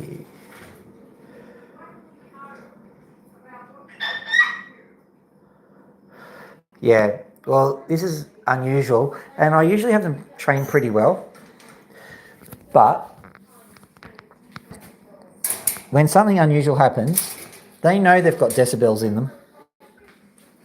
Isn't that right, Matty Poo? Do you want a scratchy poo? Don't be like that. Don't give me stink eye. I'm giving you a scratch. That is what I call wary eye. It's a 50-50 as to whether I get love or a bite at the moment.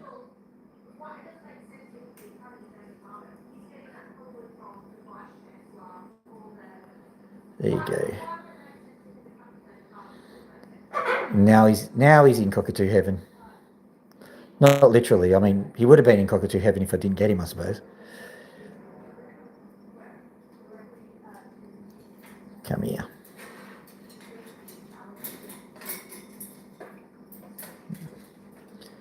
We got those problems with your ear hole again? Yes, we do.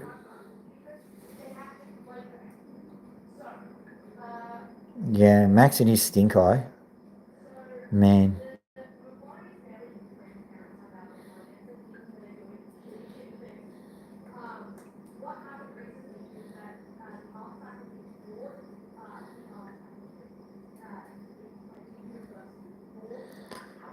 You don't bite the hand that preens you. That should be the rule. But also, we have an unspoken agreement that if I do hurt them preening, which I do, like I just absentmindedly sit there and preen them until their feathers are red raw, and that's not good. So, so if I do accidentally get them, I don't mind the fact that they give me a bit of a warning nip. Just don't warning nip me too hard, mate. You've got such a big beak, and I spent all that time fixing your beak up. So you what? Bite me in the face. Not the face, just the...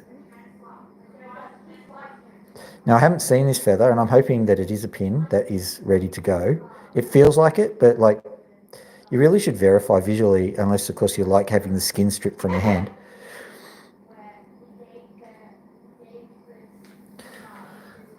Okay, I'll be back, don't worry. No big noisy voices at the moment, okay? Oh, you've really gone to town on that stick. Oh, Loki is 5 seconds from defeating that final piece of defense there. I'm going to have to think of something new. Oh.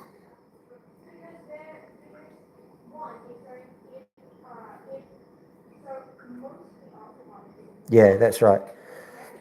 Well, I would say tit for tat, but they're birds, and so they have slightly different child rearing systems.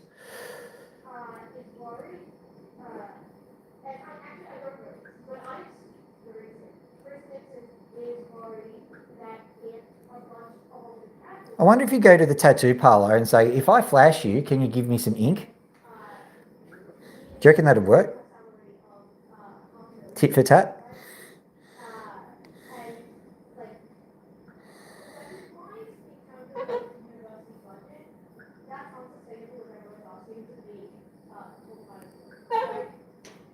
I'm not sure it'd work with me, unless it was a flamboyant tattoo.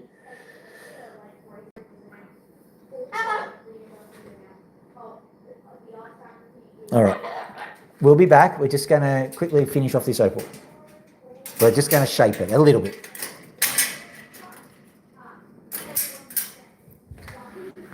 You don't spend hours in the lab making a fake opal just to leave it on a table. You know that.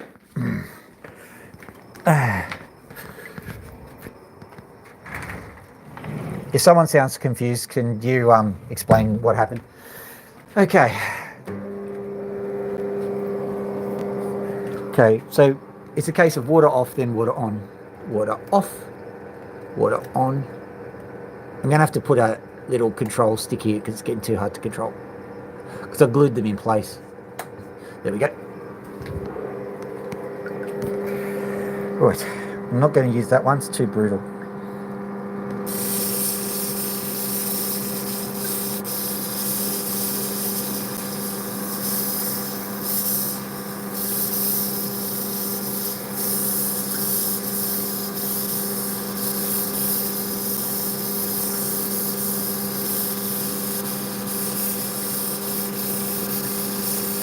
Actually, I'm going to smooth the corners a bit, then use the brutal one.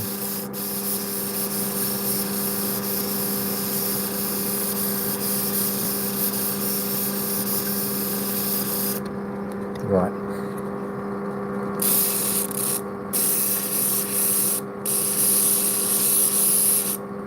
What I'm trying to do is I'm trying to make sure there's a good face on the sides. It needs to be nice and flat. No point in having a good opal if it's not professionally smooth.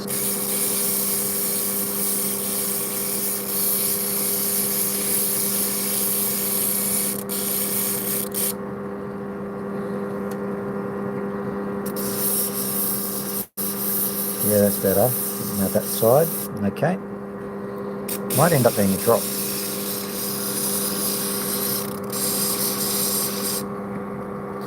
Okay, that's a great shot of my hand, but no.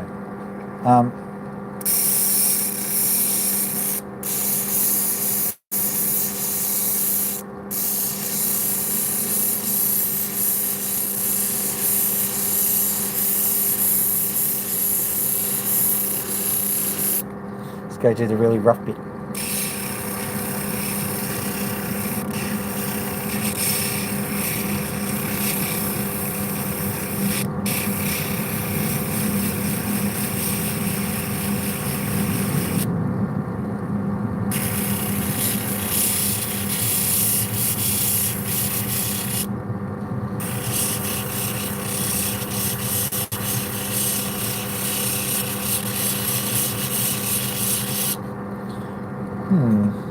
It's looking good.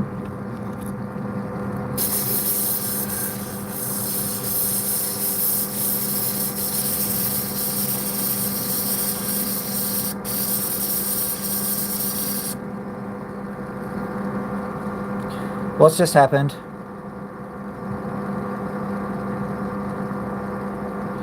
Oh, no.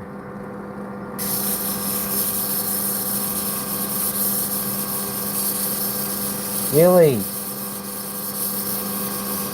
Were there other birds in the household, or was it just that it was too far gone?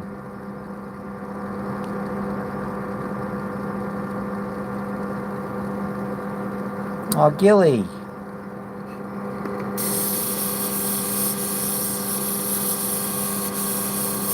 And I live in fear of that happening to these birds, and they've got like 100 years of life left to live. But Loki, you know her story. She was suspected to have beak and feather.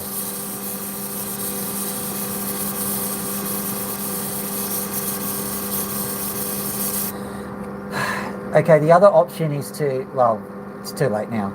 The other option is there are groups that raise beacon feather birds.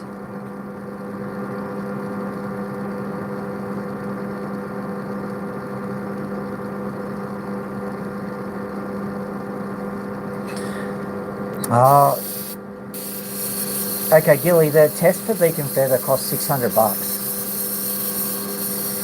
You got to get a sample down to Melbourne because there's only one specialist in Australia who really does it.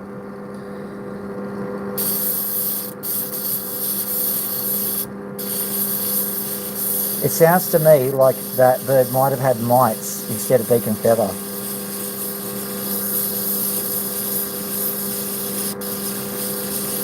Because they share those kinds of ailments with the chickens.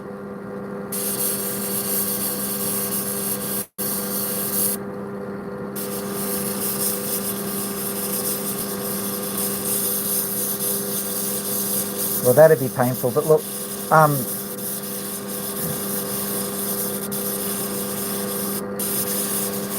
one thing about chickens is that if you have too many roosters, the backs get a bit bald. I saw that happen with my parents' chickens. I had to make the male-female ratio a bit better.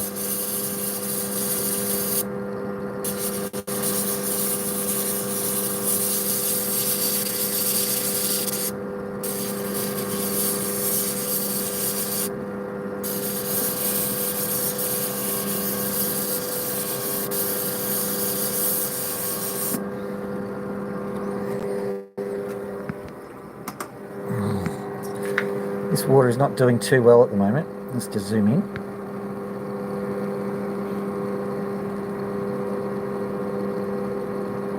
What is that on the side there? Hang on, I'm just looking.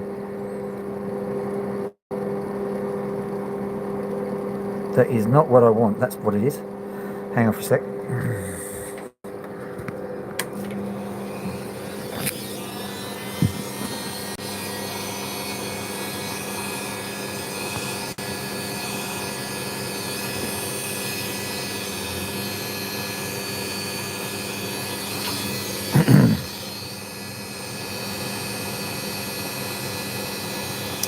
Damn.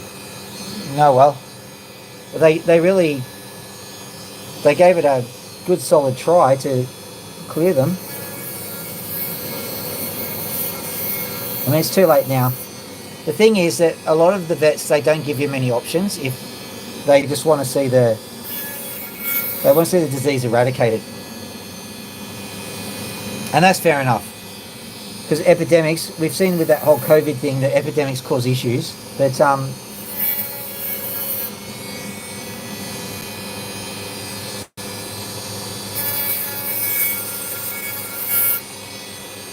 there are people who take on beacon feather animals if you're lucky. And so you can, instead of getting the thing destroyed, you can send it into palliative care. Obviously, at the end of its life, beacon feather actually progresses very similar to AIDS, sorry to say. So they'll live a healthy life until they don't, basically.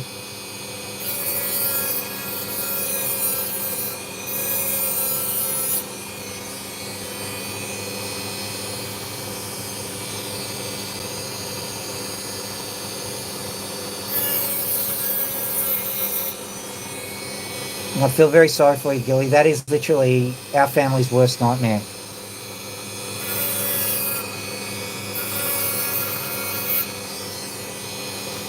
And we did the test, so we sat there and waited for confirmation of the worst for Loki.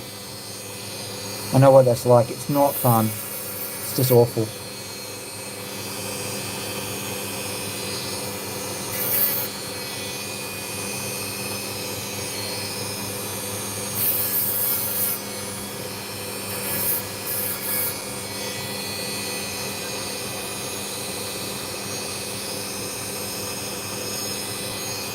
Right.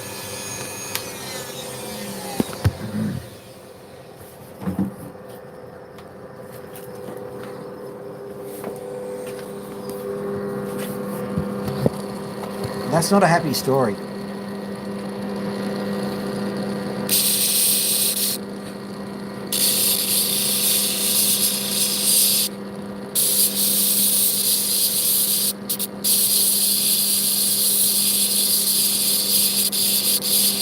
Gonna have to redo the back, but for the sake of live stream, I'll very quickly polish up the face and we'll have a look at what it looks like, even if it's not perfect. Then I'm going to go back in and hug a few birds, because, gee.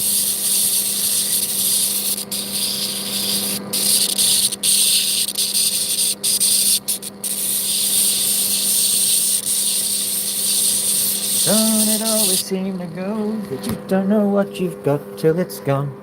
Ugh. How sucky.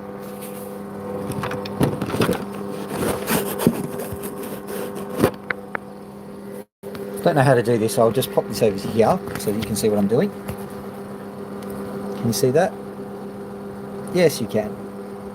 So basically I've got, oh, it's starting to rain again. How's Queensland and the Central Coast, or the wherevers?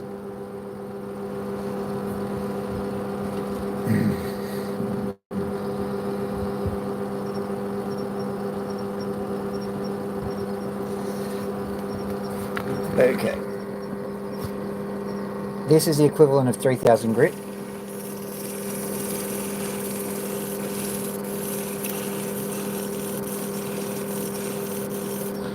No, I've got a very good creek setup. I'll show it to you one day. We have a rain garden essentially, and it's been very carefully managed by the water board, or whatever we call it, Sydney Water.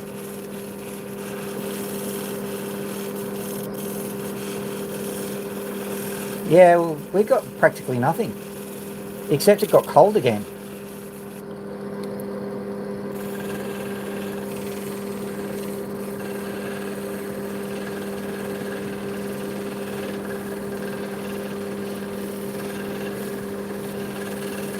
Basically, the way Sydney works is that, like, God sits there with a roster and says, oh, Randwick hasn't had hail for 30 years, we'll give it hail there.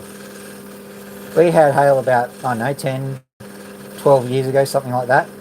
So we're not due another one for another 18.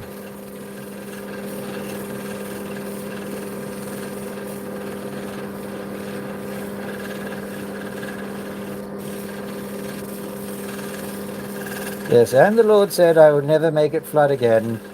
I didn't say anything about big-ass hailstones. Got us on a technicality, he did.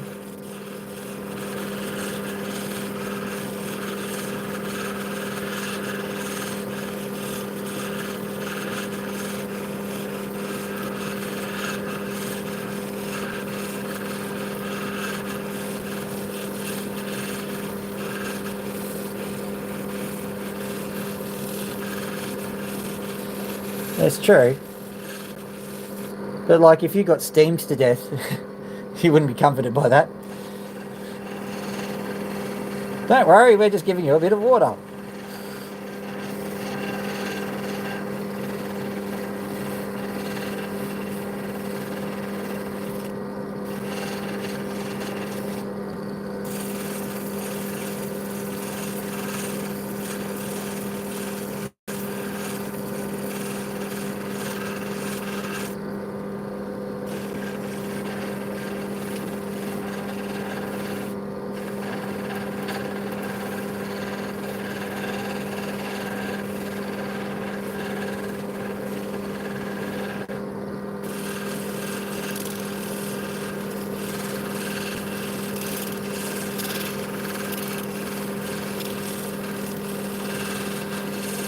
So this Opal was in a box heading to my house 3 hours ago. Just to give you some context as to what's going on here. I'm letting it be a freeform. I'll consider turning it into a drop or something later, but for the time being, freeform will do.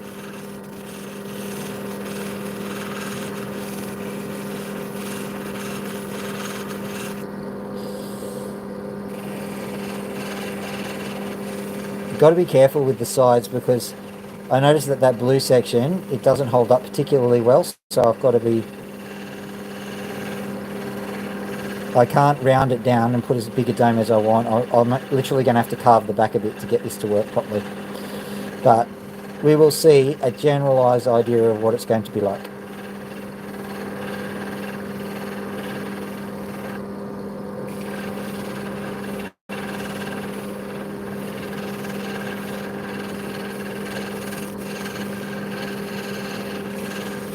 Get chucked into the sun because there's hydrogen and oxygen in there technically. That's a plasma fire. Now I'm getting too technical. I'm just putting some... We'll put some 5 on. 5k. This is 5k oil. Basically it's like sandpaper in oil form.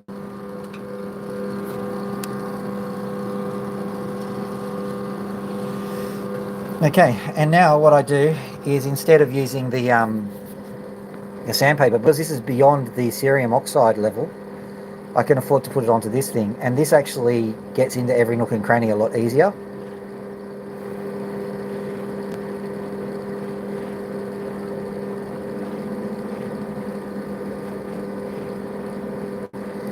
Okay, this is it's basically a felt pad. And I've got one sitting around. I've got a filthy one around somewhere. That's not moving. But basically, it's felt. It's material that can contain basically any kind of substance you care to add, really. But I would strongly suggest abrasives and oxides are better than some things. There's a powder. It's sometimes white, called cerium oxide, that people use at this point in time as well. I'll show you that. That's why this thing's pink. It's normally white, but it gets dyed by the oxide. And now we're getting to a stage where it's going to heat up. So, onto... Nope. Okay, let's see if we can get this. There it goes. Right.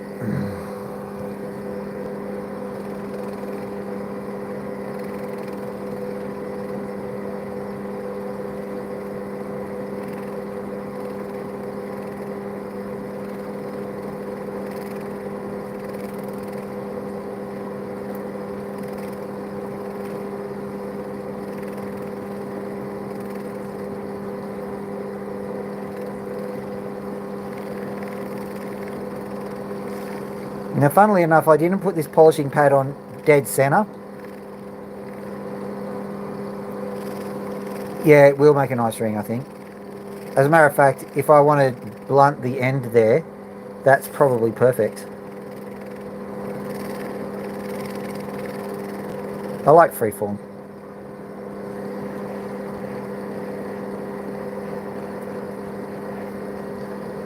We're kicking this one up a notch. I'm going to put it on to 10k.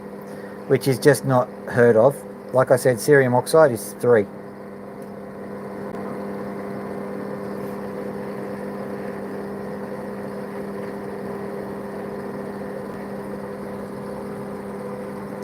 I think it's because people stick them in gold rings, which is ridiculous. Silver rings only, please.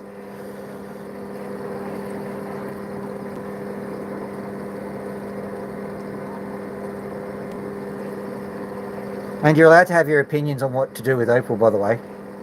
As long as you don't tell me to bend over, basically.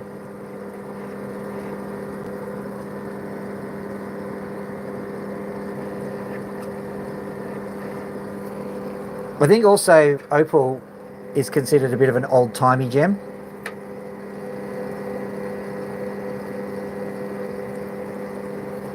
$7k, by the way. So that's the equivalent of... Actually, I'll check to see what the conversion tables are.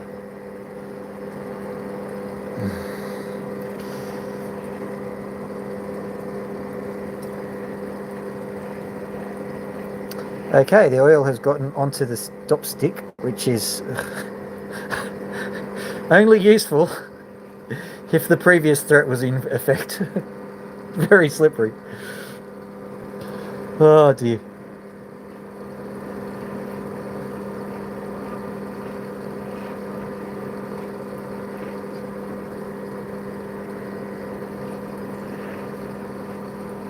We don't have that Shrek guy here to lower the tone of the conversation. I've managed to do it all on my own, Sim.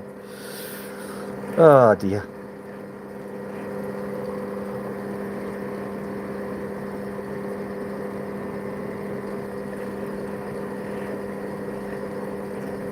Yeah, what I'll do is I will differ with you on the idea of an opal being in a ring if the ring is silver. I don't think opal works well with gold.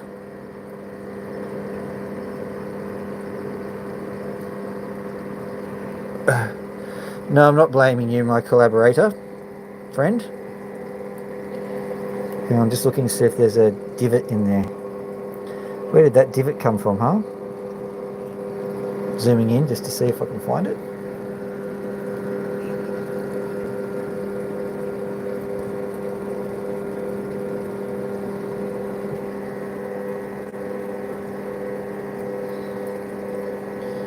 Yeah, massive, massive divot. That's a lot of work gone to waste.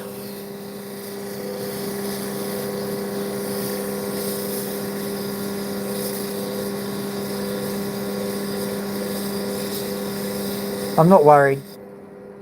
That divot is annoying.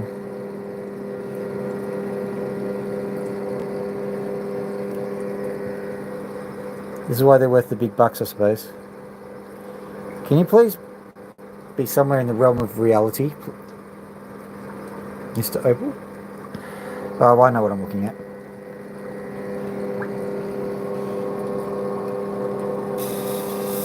I only confirmed with the camera that it was actually a divot.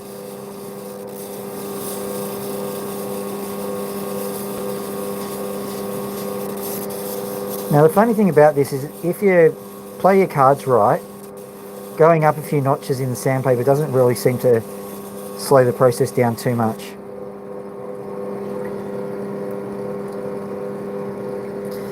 Not using wax yet. I'm using what they call jeweler's oxide, and I'm using basically diamond in oil. Sorry about that.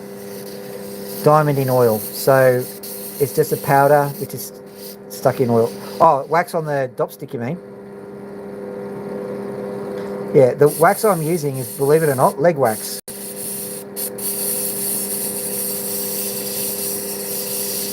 Yeah, dopping wax. Yeah, it's leg wax. I'm not joking. Had a bit of a chat with Adele about this the other day, and she said, well, you know what, if things go wrong and you have nose hair problems, you can just use these dop sticks to get rid of that.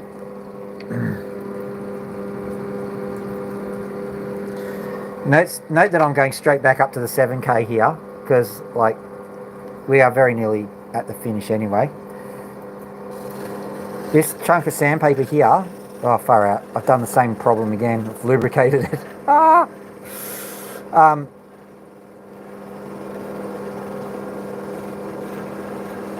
So if I make it into a ring, at least Adele's going to be able to, you know, dispose of it.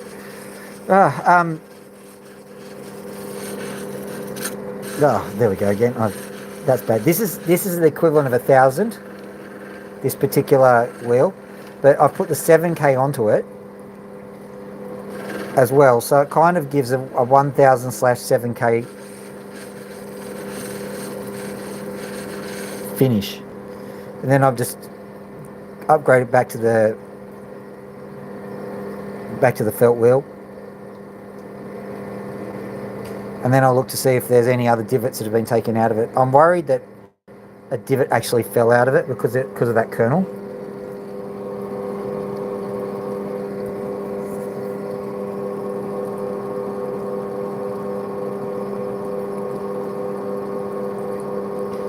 Okay, that's better. Now we are looking at some serious money here, by the way. At least 500 this one.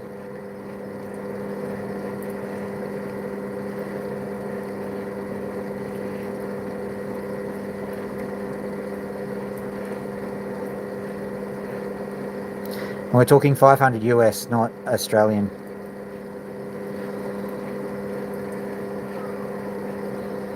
Yeah, well, that's the reason why people wear opals, as far as I know. Not because they actually look nice. I think opals look nice, but you're entitled to your opinion.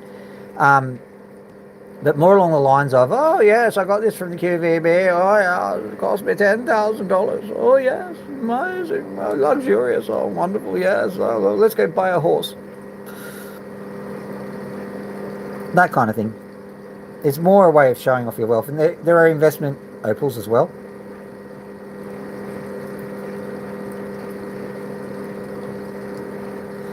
I've realised that I'm probably the biggest bogan to be doing all of the luxurious things because my honours / PhD project was in wine, and so I went over to the Hunter Valley, and I was sorry about that. I was spending all of this time tasting wines and figuring out what soil they came from, and that's the ultimate in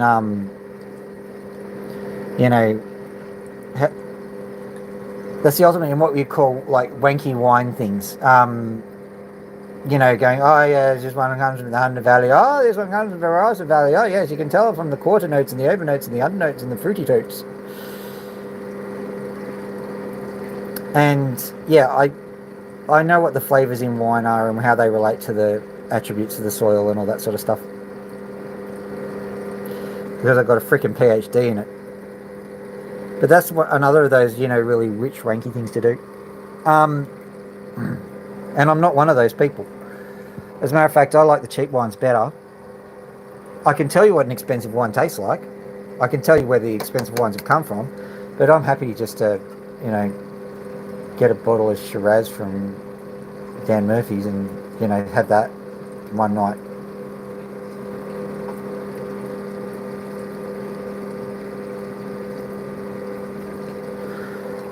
Yeah, I can certainly give one of those wine people, wine experts, I certainly can give them a run for their money.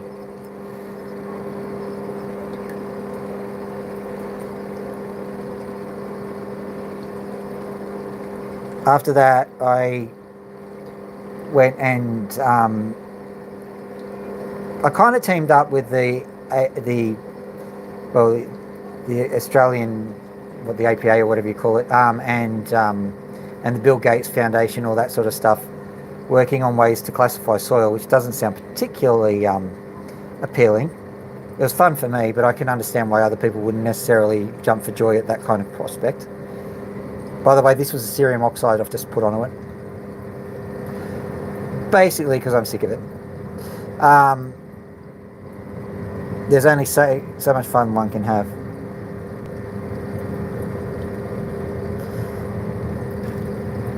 But over in the Hunter Valley, yeah, they're lovely people. The cartel that owns them is, they begin with D, oh come on, Bill, Drayton's. They used to have all the land, they subleased the land out. So now there's a whole heap of boutiques. And you've got McGuigan Brothers out there that are constantly winning the awards. I don't know what the awards are. Probably, I think the award is didn't kill a person this year.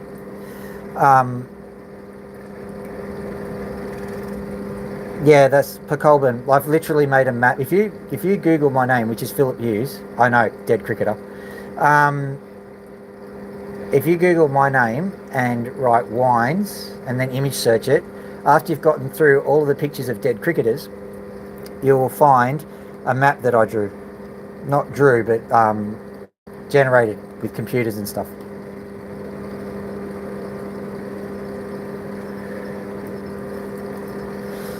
Because I do digital soil mapping, which the acronym is DSM, which is also the diagnostic manual for mental illness.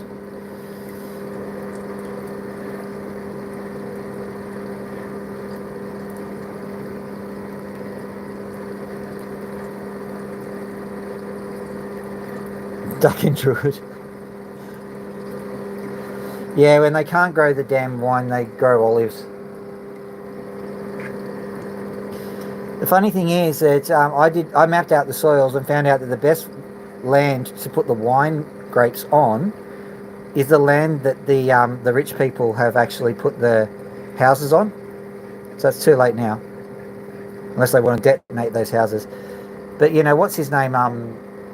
The corrupt guy, Eddie O'B. He's trying to mine underneath that area. Well, he was until they nabbed him.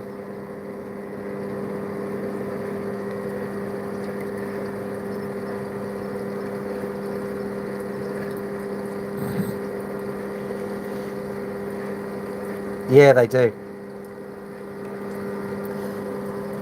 I'm not New Zealand. I am on LinkedIn, but I've lost my password. So I'm there in a lab coat because I was trying to look professional.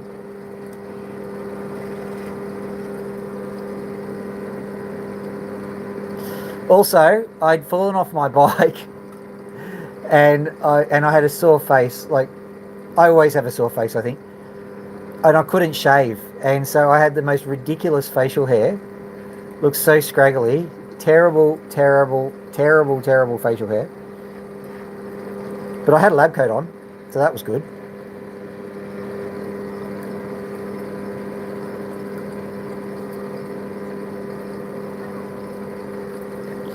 The LinkedIn for academics is called ResearchGate anyway. So that's where I published all my papers. Oh yes, all my papers. That's where my paperwork is. There we go. Let's have a look at this bad boy. If it's not good, what I'll do is I'll clean up later. I think the birds have suffered enough.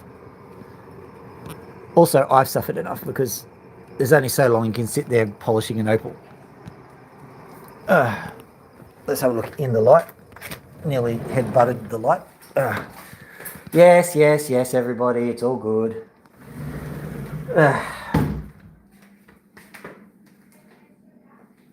Okay, so there's the opal.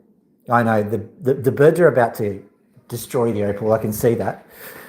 All right, let's have I'll just flip around so you can see me for a little while. Hello, there's the opal. I'm just going to quickly have a look.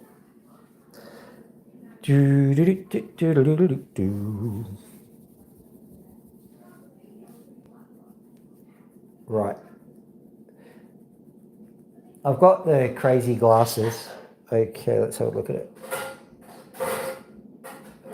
It's looking pretty good. Let's flip it around. Let's zoom in.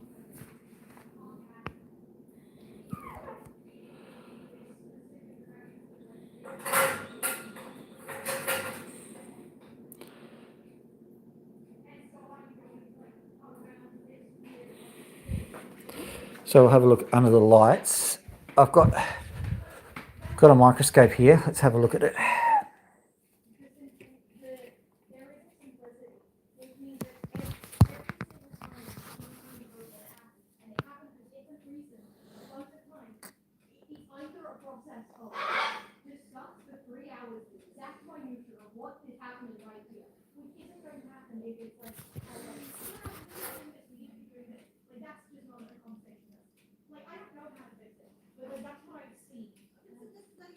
There is there's a few defects on this side.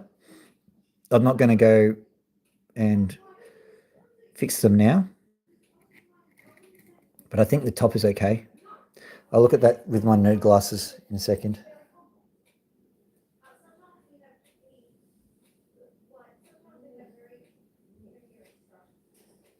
Nice little freeform opal, I think. That looks, I don't think I'm going to change that. That looks really nice. It looks all artistic and stuff. So yeah, I'm happy with that. Yeah. Yeah, it still needs a bit more work because it needs to ooze opulence. But yeah, I'm happy with that one. Absolutely. A few hours ago, it was just a package on its way to a random address in Sydney. Pop that over here. All right, guys, we're done. It's okay. It's okay. Come on out, you get. Yes, yes, yes. Come on out. Are you right there? Hey! Caramba! Oh, I ran over my foot with this thing. Ah.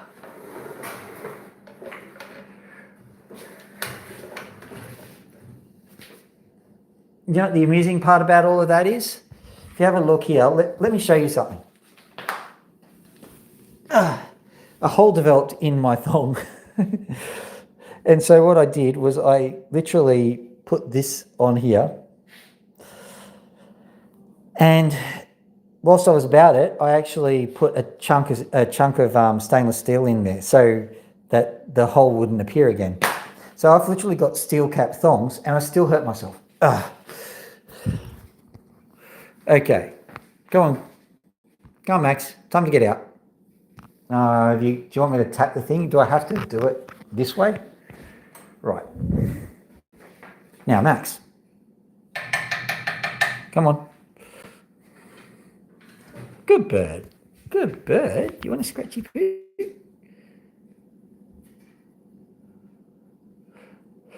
Yeah, I know. They're also platform thongs. They're not high heels because that'd be weird.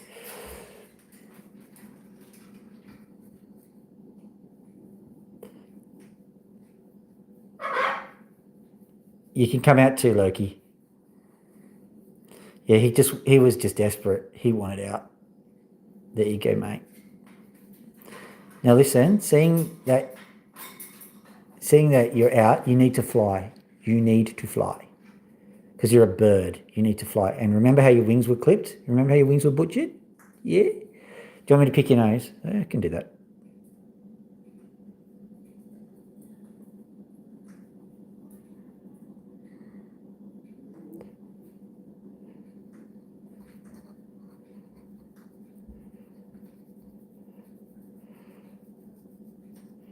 That is a bird. Oh, yeah, absolutely. Like, I'd already repaired them once just because I couldn't be bothered going to the shops and getting some other ones. I'm not that poor. But in the end, it just became a bit of a joke. Like, what can we do?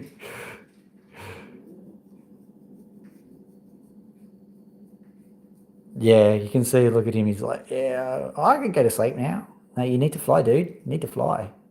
I think he's at this stage that, like, if he senses that I'm going to let go at any point, he's gonna strike at me because I want my scratch.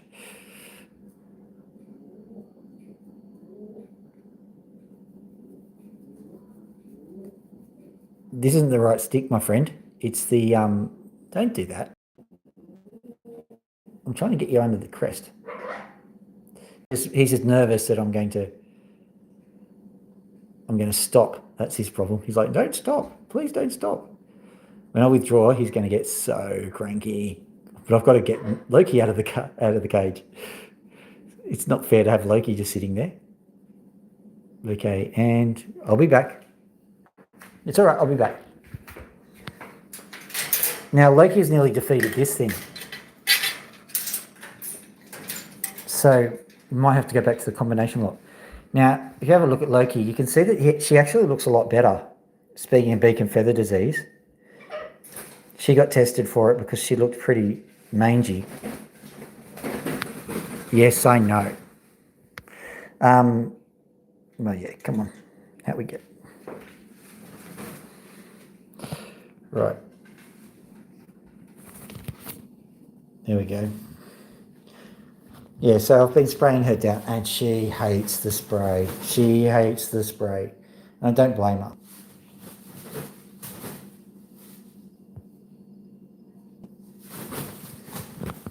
It's so funny because this bird literally is waiting for me to point the camera before he does something expressive. Or do you want me to put my... You're losing a feather, dude. You're losing a feather. We're going to watch him drop a feather, I think. That's cute. Yeah, we're not at this level of trust where I can grab his wing, and I don't think we'll be there for a long time yet because of the whole wing clipping problem. Goosey boy, yes, you're such a goosey boy. I presume you meant good. You're going to do some stompy stomps, are you? He's so cute when he does. Like sometimes he just brings his leg up for no reason and brings it down again, and so yeah, I can see where it's just under there. It's just there. You can see it. That one. It's about to come off. It's your secondary, dude. You've got two secondaries. I can pluck them. I can pluck them. You won't let me, but I could. I know. I see it. It's driving him ducking futs. All right. I reckon going for a fly. Go for a fly. That'll fix it. Fly. I'm going to go over here just to entice you. Since I got back, a whole heap of laundry has appeared on the table, so that's the way. Fly again.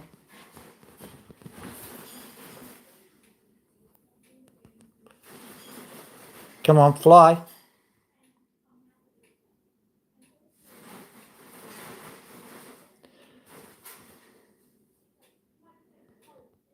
I'm going to go sit down and pretend that, like, working at the computer, normal day's work and all that sort of stuff, just completely ignoring the Macs. There's a perch right here. Come on, you can do it. You can do it.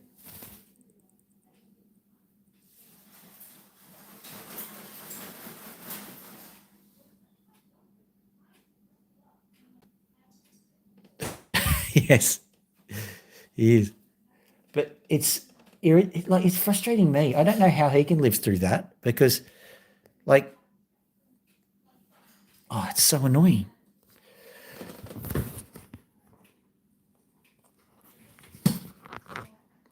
Come on, Max.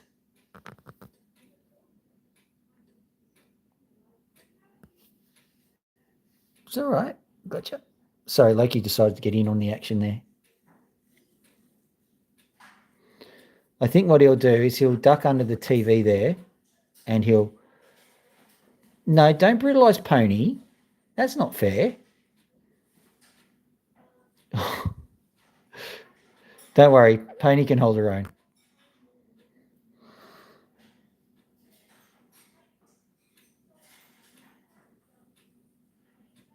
He's going for Pony's food. You little...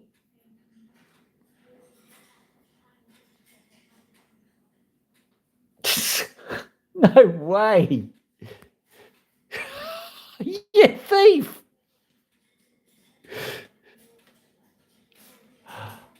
Ah, you're such a thief. Don't worry, I'll give Pony a lot of affection afterwards.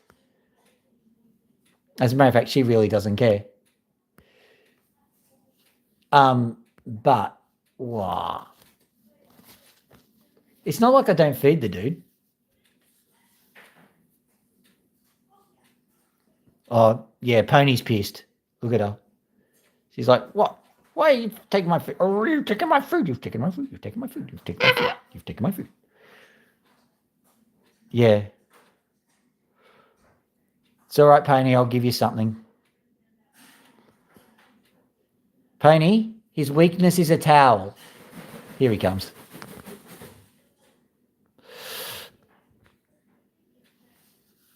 There you are. Come on.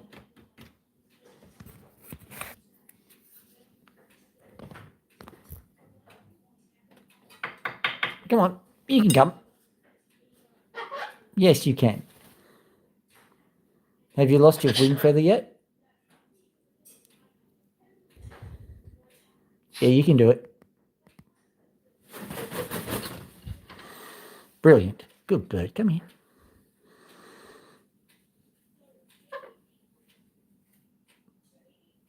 It's all right. Pony's out of the firing line now.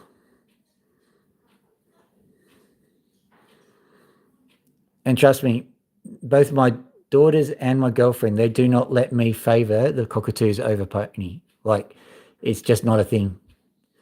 They're like, you must give equal attention to all of the birds. And I'm like, okay, I will. So don't worry. They get a lot of... They get a lot of... Did you say hello? Oh, yes, you did. Yeah. You literally said my name. I swear you do. Here we are. We're in a game called Attention. Basically, they want all of the attention to themselves. Loki is climbing me. There. Yeah, I know. I know.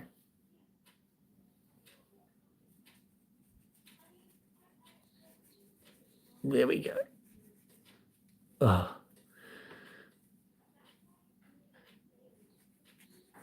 there you are. Just loves a scratchy scratch. Oh, hang on. Stay there, Max. Stay there. There's one in there.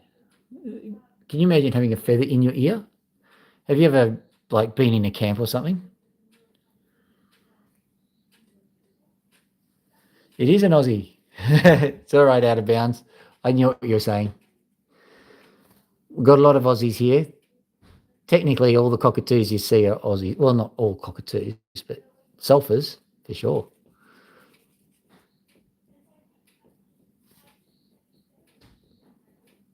This is an opal cutting channel, as you can tell.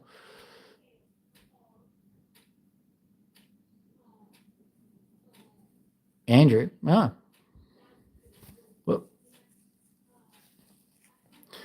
oh, okay. If you know him, then I'm nicking your audience collection, Adele.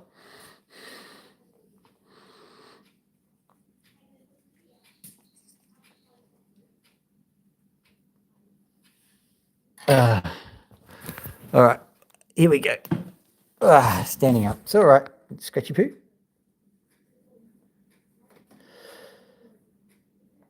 So we just finished the opals and we're just chilling a bit and we're looking at the welfare situation of Pony, the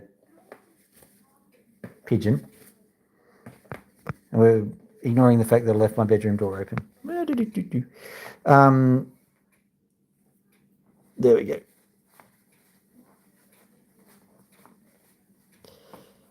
Yeah, normally, like, what happens is that this house, like, I'm not the clean. I am relatively clean, but my girlfriend's very clean, and so the place is always immaculate.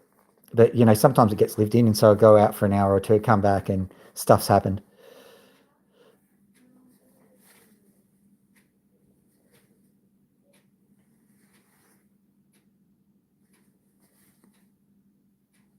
Yeah.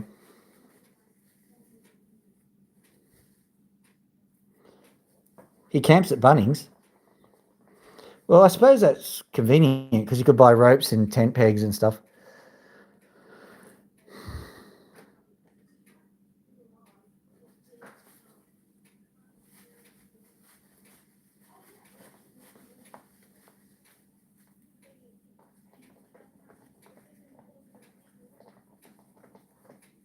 I think your autocorrect is drunk, by the way.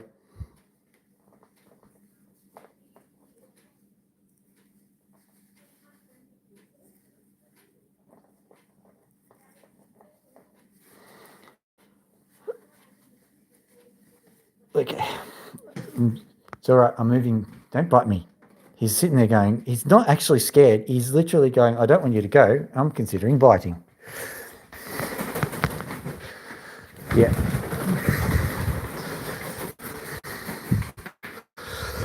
Yeah, they love me. So what I'll do is I'll finish the stream now. I suppose collection can take over, seeing you got the audience.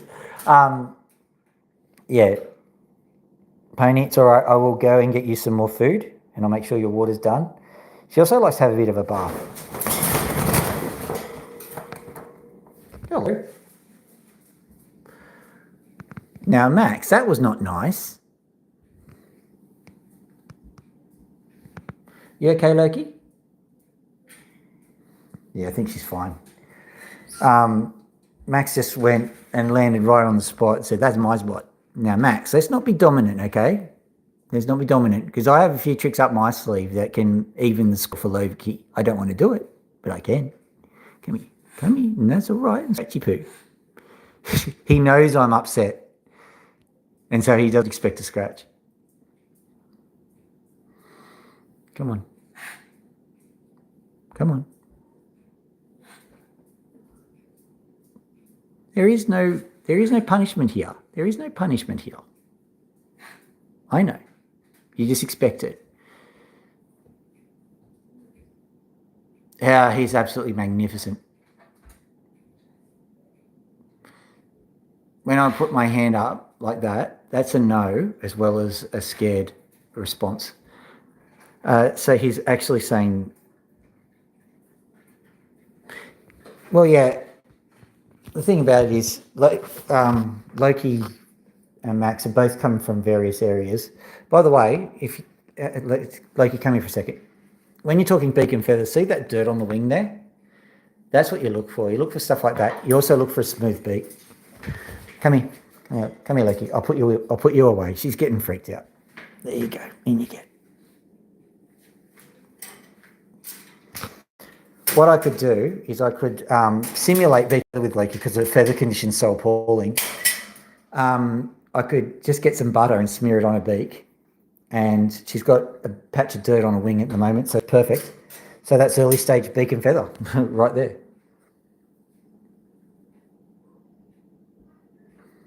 Yeah, well, he's learned to use the hiss for more communication.